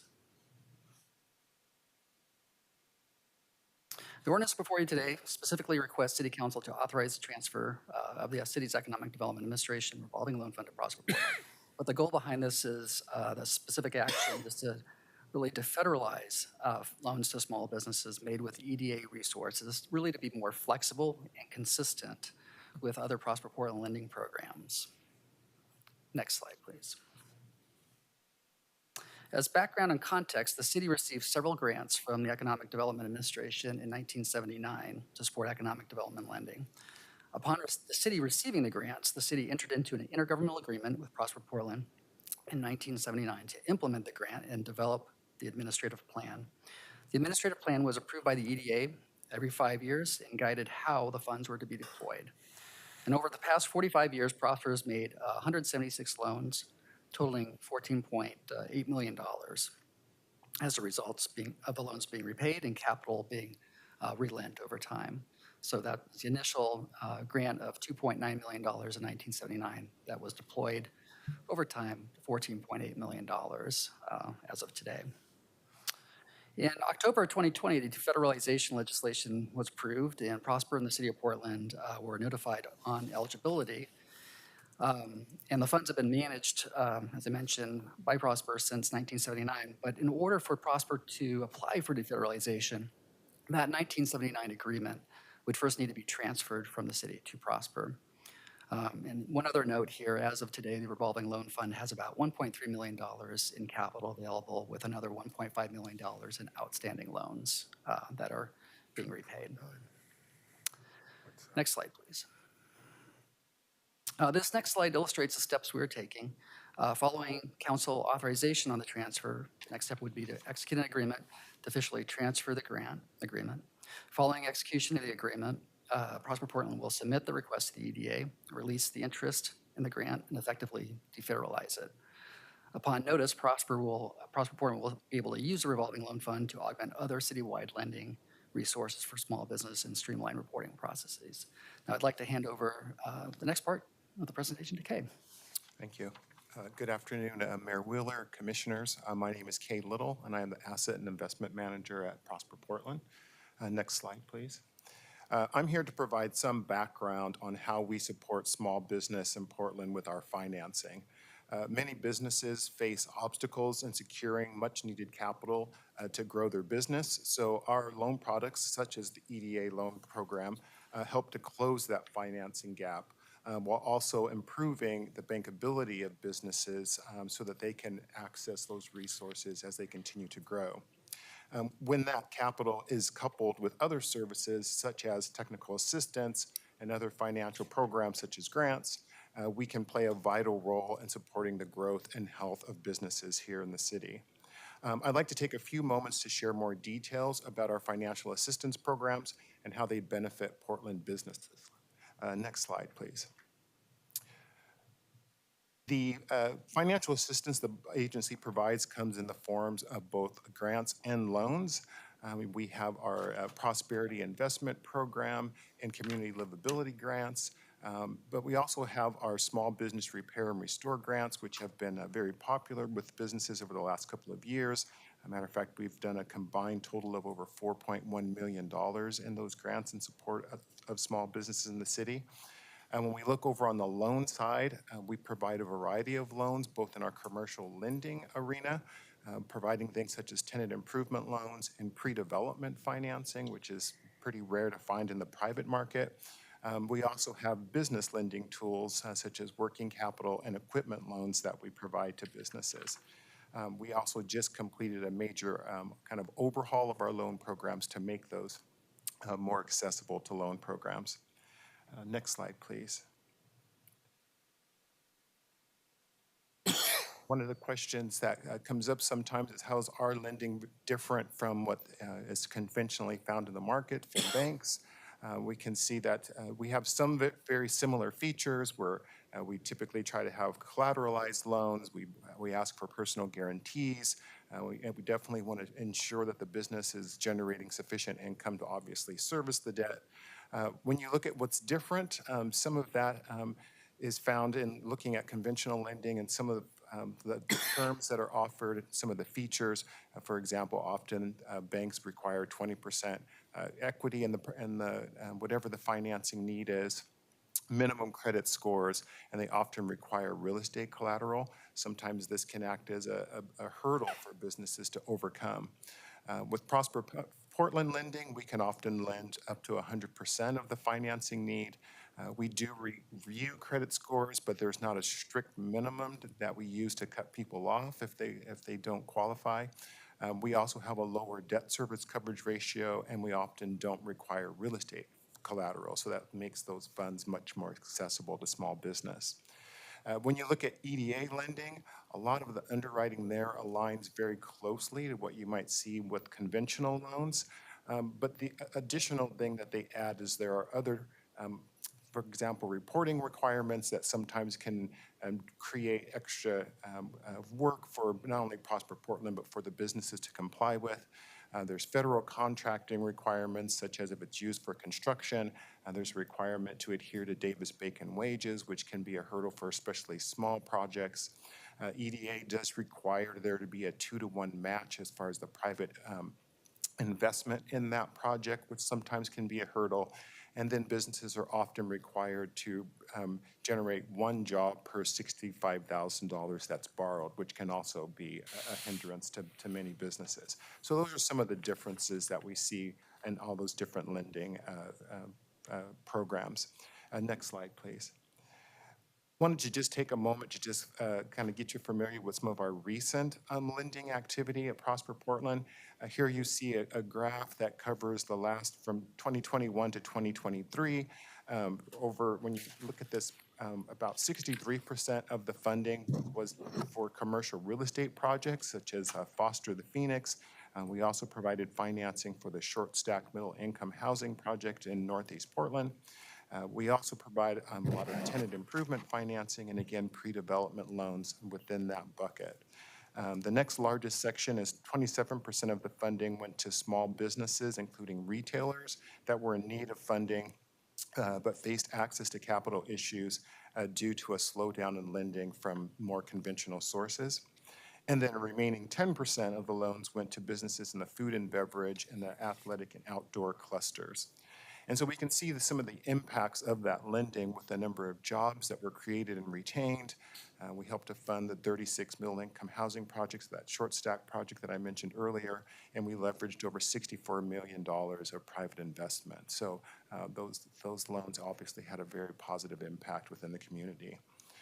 Next slide, please. I just want to quickly just highlight a couple of businesses that we were able to support with our funding, particularly with our EDA loans. You'll see here that our EDA loan helped to support the purchase of a new bakery equipment for the Dos Hermanos relocation over to the Southeast Portland. And then we combine that with other financing, like our tax increment financing, to help them complete tenant improvements. And all of this helped them to create new jobs and increase their capacity and their customer base. Next slide, please. Another one of our borrowers is City of Roses Disposal and Recycling. Several years ago, we provided an EDA loan that supported the purchase of their property so that they could expand their recycling operations. And again, we bundled this with other loan programs that we have to assist them in purchasing of equipment and also giving them some much-needed working capital and tenant improvement financing that they needed. So this helped them to, again, establish their recycling division and to create new jobs. And so that's just an overview of our loan programs. That, coupled with our EDA program, really helps us to provide much-needed support to small businesses here in Portland. Next slide. Do you have any questions for us? Questions? Commissioner Maps, anything? Uh, Great. Oh, go ahead, please. No.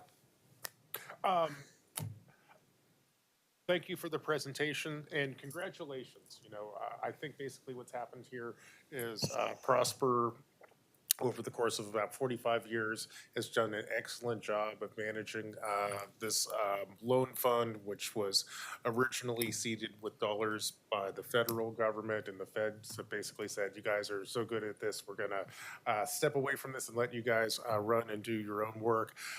It's really a sign of solid and steady leadership over an extended period of time. Great work. I'll also say the two businesses that you highlighted that received loans from this, I know them both well. I just literally love them. Frankly, I'll take this moment to do a plug for Dos Hermanos over on Stark, probably my favorite new small business in Portland. It's just great. I'm really appreciative for Prosper for helping them grow and prosper in the way they have done. I don't think we're voting on this today, but just thank you for everything. Really good work. Thank you. Any questions? Do we have public testimony? We have one person signed up, Larry Bridge Crane Simca Johnson. I think he may have left. Is he online? Let me check. No. All right. Very good. Thank you for the presentation. Much appreciated. Well done. This is the first reading of a non-emergency ordinance. It moves to second reading. Thank you. Thank you. Next item on the agenda, turn the page here. 415, first reading of a non-emergency ordinance. Vacate portions of Northeast Winchell Street and Northeast Mallory Avenue subject to certain conditions and reservations. Commissioner Maps. Colleagues, I'm going to try to blast through these next two items relatively quickly. I appreciate Lance for understanding that. The item before us right now comes from PBOT. This ordinance authorizes the city to vacate portions of Northeast Winchell and Northeast Mallory Avenue south of the Union Pacific Railroad tracks. This street segment is being vacated partly because it is not improved up to current city standards, nor does PBOT have a plan to integrate these streets into the city's larger road system. Here to tell us more about the street vacation, we have Lance Lindahl, a right-of-way agent with PBOT. Welcome, Lance. Thank you, Commissioner Maps. Yeah, I'll get through these slides as quickly as possible here today. This first street vacation before you is, as the Commissioner mentioned, is for portions of Winchell Street and Mallory Avenue in Northeast Portland. And this is a street vacation that came to us from the property owners in the area. And it will provide expansion space for the existing businesses that are leasing the site. Next slide, please. Here's an aerial photo showing the location. This is a commercial area a short distance south of both Columbia Boulevard and the Union Pacific Railroad tracks. This is also a couple blocks west of Northeast Martin Luther King Jr. Boulevard. Next slide. The street areas to be vacated are highlighted here in yellow. The first is a narrow, unimproved segment of Northeast Winchell Street abutting the railroad right-of-way. And the second is a 1 block long segment of Northeast Mallory Street that is currently unimproved and dead ends at the railroad. Next slide. Here's a little overview of the area. There's a mix of zoning and land uses out here. The area that's directly impacted and that will be receiving the vacated right-of-way back is zoned General Employment 2 with a landing zone overlay. And as the Commissioner mentioned, you can see the railroad tracks are immediately to the north there and block access to Columbia Boulevard and other nearby major streets. Next slide. Minimal conditions of approval on this one. The largest of which was from the Bureau of Environmental Services. They just requested that we have easement rights for their existing facilities in the area and that they have an access easement also to maintain those facilities. Next slide. Here's a couple quick pictures of the site. This is the Winchell Street vacation area looking towards the railroad tracks. The asphalt area there in the foreground is the vacation area that's been proposed. And next slide. And this is the Northeast Mallory Street vacation area. You can only really tell it's a street because there are electrical power lines there. It's currently being used for a parking lot. And yeah, removing this right-of-way designation will allow the property owner to better manage that for their employees. Next slide.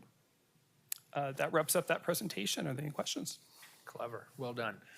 Any questions, colleagues? Do we have public testimony on this item? No one signed up. All right, very good. This item, and I know you have another one here, this item is a first reading of a non-emergency ordinance. It moves to second reading. Next item, please, 416, please. Vacate portions of Southeast Lambert Street, Southeast Malden Court, and Southeast Malden Street, subject to certain conditions and reservations. Commissioner Maps. Colleagues, this item comes to us from PBOT. It's another street vacation. I'm just going to hand it straight over to Lance. Thank you, Commissioner. Yes, so this vacation is a bit different than the other one. This is a city-initiated request from the Bureau of Environmental Services. And this vacation will allow a floodplain restoration project on Johnson Creek to move forward into construction in the very near future. Next slide. Aerial photo of the area. We're located south of Southeast Flavel Street, which you can see there on the north side. And we're located right between 82nd Avenue and 92nd Avenue. Next slide. Again, areas to be vacated are highlighted in yellow here. There's 3 different street segments: Lambert Street, Malden Court, and Malden Street. All are currently unapproved, and all of the property in the immediate area has been acquired by BES and in preparation for the restoration project. Next slide. Current conditions, here's an overview showing the zoning in the area. It's recently rezoned as open space since it's going to be returned to environmental purposes. And one thing to note too, right now there's only access to 82nd Avenue to the west. It doesn't connect to the street grid to the north, south, or east. Next slide. This one had a longer list of conditions. Right now there's a PBOT owned and maintained bridge that's kind of orphaned out there, even though the streets don't really function anymore. BES has agreed to remove that bridge as a part of their restoration project. Water mains out there, BES has been a great partner with Water Bureau in working to make sure that those are removed and cut and plugged. Also, a new hydrant for fire purposes will be installed in Southeast Lambert Street. And the unique twist on this one is there's an ODOT storm drainage pipe out there from an earlier era where they actually drain a section of I-205, which is 12 blocks away, over to the existing city sewer system over on 82nd Avenue. So the city will be granting an easement to ODOT to allow that stormwater pipe to remain. And BES has been a great partner with ODOT in working around that facility. Next slide. Here's a current picture of the area. And for reference, you can see the Springwater Corridor Trail on the right-hand side. And yeah, the area is being mowed currently. Let's go ahead and go to the next slide.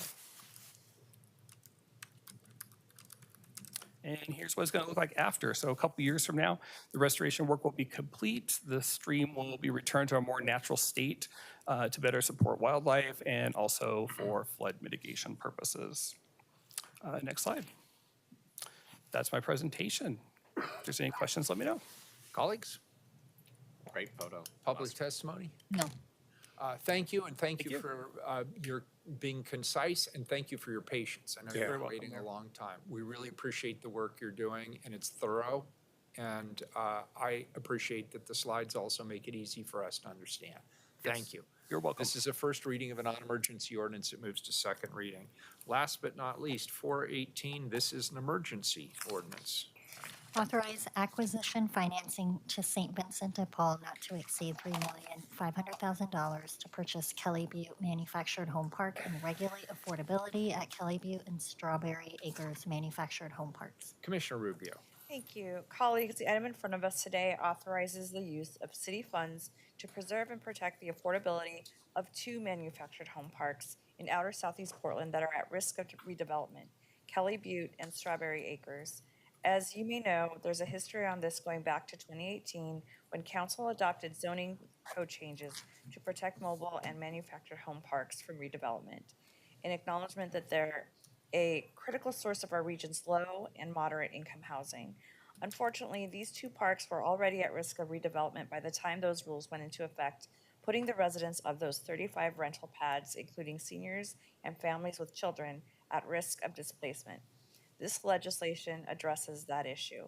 PHB staff will walk through the background and describe the proposal in more detail in a moment, but I wanted to start by acknowledging the advocacy of the residents who approached the city back in 2021. Thank you for your continued engagement and your patience. I'd also like to express my appreciation for Commissioner Ryan's work in 2021 and 2022 to bring folks around the table to figure out a potential solution, and for taking the lead to secure funding in the fiscal year 21-22 budget. I believe the folks from St. Vincent de Paul are also with us here today as invited testimony. So I want to say thank you for stepping up and for your partnership to ensure that Kelly Butte is owned by a mission-aligned nonprofit. Before we have our presentation from staff, I'll pass it over to Commissioner Ryan. Oh, I don't need to say much. I could do it in my remarks in the vote. Okay. Are we voting today? Yes. Yeah, it's an emergency. Yeah, I'll just do it in the vote. But thank you, Commissioner Rubio. Yeah. Very good. I'll now introduce our Housing Director, Helmi Hisrick, who has a brief presentation. Great, thank you. For the record, Helmi Hisrick, Director of Portland Housing Bureau. Good afternoon, Mayor and Commissioners. Danelle Norby, I'm the Housing Investment Manager at the Housing Bureau. Yes, and I just want to mention that Danelle Norby, who's with me, has recently been promoted into the position of Housing Investment Manager and is doing an excellent job. So I want to begin. The purpose of our council item this afternoon is to ensure the long-term preservation and affordability of two manufactured home parks in the Southeast Portland, Kelly Butte, an 11-space park, and Strawberry Acres, a 24-space park. City action is needed to prevent the eviction of 34 households, including seniors with families and children. I want to begin by thanking Commissioner Ryan and Commissioner Rubio for leading the city's effort to respond to community concerns regarding the future of Kelly Butte and Strawberry Acres, and for advancing a solution to prevent the displacement of vulnerable Portland residents and to preserve manufactured home park communities as a critical source of low and moderate income housing. We want to thank the residents of Kelly Butte and Strawberry Acres for their ongoing advocacy to achieve stabilized housing and to prevent the loss of this important housing resource. We want to thank St. Vincent de Paul for their partnership in ensuring nonprofit ownership and long-term preservation of affordable housing at Kelly Butte and Strawberry Acres. Next slide, please. I'd like to spend a moment explaining why manufactured home park preservation matters. Manufactured home parks offer a rare opportunity for affordable home ownership. The City of Portland has 57 residential manufactured home park communities with more than 3,000 residents. A majority of residents in manufactured home parks are low income, and a majority are people of color. In 2016, the City of Portland directed the city to preserve manufactured homes and to analyze the displacement risk to parks. In 2018, this direction was through the 2035 comprehensive plan. Let's go to the next slide. In 2018, upon the recommendation from the Planning Commission, the City Council adopted the Residential Home Park Zoning Code for existing parks as a tool to prevent displacement. Before the zone change went into effect, the owners of Kelly Butte and Strawberry Acres submitted redevelopment permit applications to the Bureau of Development, vesting their development rights for these properties. In 2020, Kelly Butte residents were notified of the owner's intent to redevelop the property and received a one-year notice to vacate. These residents organized and engaged the Legal Aid Society of Oregon to file litigation against the park owner. In response to the residents' advocacy, the city, led by Commissioner Ryan, negotiated the sale of Kelly Butte Park to St. Vincent de Paul, a local nonprofit affordable housing provider, and the city signed a November 2022 letter of intent to provide $3.5 million in acquisition financing. However, the parties were unable to execute the purchase and sale agreement before the letter of intent expired. Beginning in 2023, the city revised and strengthened the terms of the sale with the support of Commissioner Rubio and Commissioner Ryan, included regulated affordability at Strawberry Acres, in addition to the acquisition of Kelly Butte. The parties entered into a new purchase and sale agreement in March 2024. Next slide. Kelly Butte Mobile Home Park is an 11-space park located at Southeast 112th Avenue in Powellhurst, Gilbert. St. Vincent de Paul will purchase the property for $3.5 million from A.F. Hosley, Inc., doing business as PDX Affordable Homes. It will be subject to a 99-year affordability regulatory agreement requiring future residents to income qualify at 120% of the area median income. Next slide. Strawberry Acres is a 24-space park located on Southeast 132nd Avenue in Powellhurst, Gilbert. The current owner, Strawberry Acres LLC, will maintain ownership of the site, but has agreed to a 30-year regulatory agreement requiring future residents to income qualify at 120% of the area median. The Kelly Butte and Strawberry Acres owners have agreed to withdraw their permits at closing, after which we will be protected from redevelopment under the zoning restrictions. The terms of the agreement include PHB's reimbursement to the park owners of $99,293 in permit fees previously paid to BDS. Next slide. Kelly Butte residents have been very active in advocating to prevent displacement since 2021. They engaged city commissioners and the city's Rental Services Commission and provided testimony at council meetings, asking for permits to be canceled or for the city to purchase the park. In November of 2023, Portland Housing Bureau organized a town hall meeting for Strawberry Acres residents at Gilbert Park Elementary School to share information about the negotiations. Residents from both parks were in attendance. They expressed that their top concern was to prevent eviction. Next slide. We are before you today to request the authorization of $3.5 million in acquisition financing to St. Vincent de Paul to purchase and preserve Kelly Butte Manufactured Home Park and to allow the city to regulate at Kelly Butte and Strawberry Acres Manufactured Home Parks. Thank you.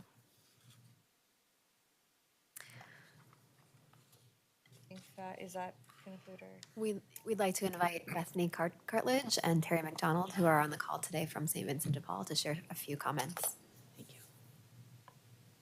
So thank you, Mayor Wheeler and commissioners, for considering this measure. I'm Terry McDonald, the Emeritus Director of St. Vincent de Paul, and Bethany Cartledge is the Executive Director of St. Vincent de Paul. We have been in the process of developing and redeveloping affordable housing in the state of Oregon for about the last 30 years. And over the last 15 years, we've been preserving mobile home parks that were in need of repairs and likely to close and displace the low-income people that lived in them. We currently have two parks in Portland on Northeast Killingsworth, Arbor Mobile Home Park and Oakleaf Mobile Home Park, which we were acquired and preserved a number of years ago. We're pleased to be working with the city of Portland to preserve Kelly Butte. And our hope is that this will be the long-term solution for families that are at margins of the society to be able to continue to be residents in the city of Portland. Thank you. Is that end of your presentation? That's the end of our presentation. Thank you. Is there any public testimony on this one? No one signed up. Okay, thank you very much. Colleagues, any discussion? Well, I have a quick question, and I think I'm going to direct this to my colleagues on council. This project has been around for many years. I'm a little bit behind on how we got here today. As I remember, this project began under Commissioner Ryan, and then with the Bureau shuffle got transferred over to Commissioner Rubio. And I think I'll direct my question to Commissioner Rubio and Commissioner Ryan. As I recall here, Commissioner Ryan originally purchased these properties for $3.5 million. That choice became controversial because the property was actually appraised at, I believe, at $1.5 million. I believe, at least looking at the press coverage, Commissioner Rubio, when she inherited this project, actually refused to move forward with it because of her concerns around that. How did you go about resolving that tension? So we worked together. Commissioner Ryan and I had conversations. He was instrumental and helpful in talking to the owner. Our city attorney team and housing bureau team were instrumental in entering a negotiation with all the parties where we talked about our concerns and just carved out a way through. And so it arrived at this really great balanced proposal that you see today. All right. Interesting. Commissioner Ryan? Yeah, Commissioner Mapps, it's always important to remember that developers look at the appraised value differently than what you just stated. It's the potential and future earning. So to get them to negotiate down as far as we got was a big win, to not displace people. Thank you very much. I'm not an expert in this space, but I appreciate my colleagues. Sure, absolutely. Any more questions, colleagues? Hearing none, Keelan, why don't we call the roll? Ryan. Yes, thank you so much, Commissioner Rubio and Housing Bureau staff and the good people at Salvation Army. When I took the seat on the council and served as the commissioner in charge of Housing Bureau, I learned about the Portlanders in Kelly Butte and Strawberry Acres manufactured home parks and these families struggling to keep their homes. Manufactured homes also are close to my heart. It's personal. I lived in a trailer park with my single mother in high school, and I know they are critical offerings in affordable housing continuum.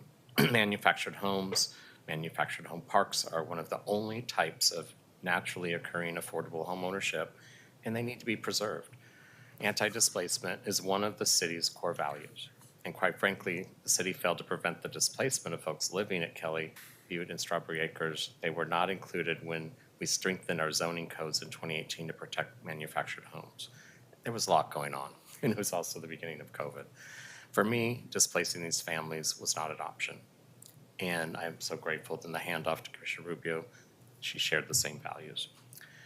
I saw an opportunity to correct this inequitable implementation of our code changes and to protect these vulnerable residents. I think many people involved in this land acquisition may know that the deal we are finalizing today is not the maximum profit a developer could make on the land. I want to acknowledge the property owners and the developer, and I'm truly grateful for our good faith efforts to reach this deal.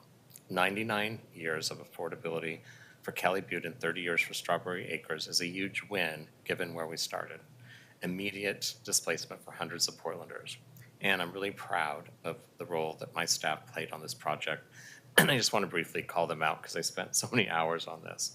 Karen Gian Chapman and Charity Montez, who's actually in the back there, helping students set up what you all should know. You're being upstaged a bit by a high school jazz band that's going to start performing soon. And so thank you, Charity. It's good to see you back there. And thank you to St. Vincent de Paul for your willingness and your patience to take ownership of this long-term management of the Kelly Butte property.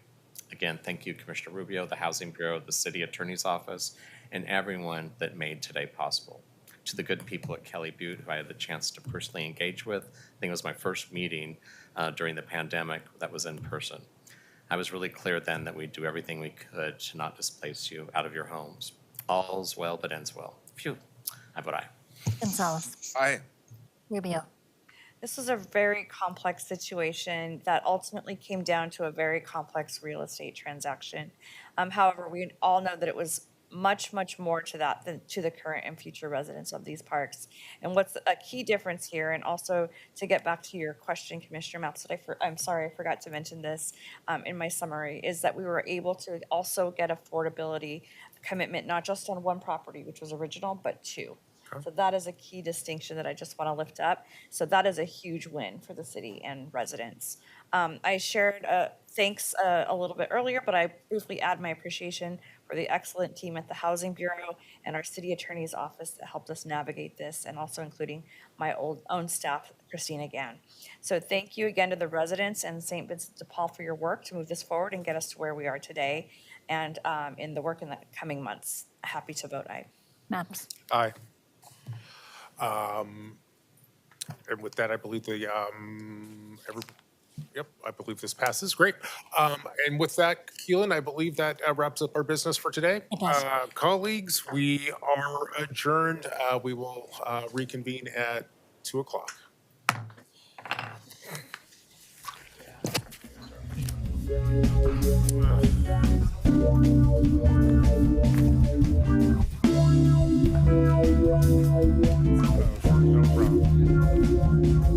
No, no.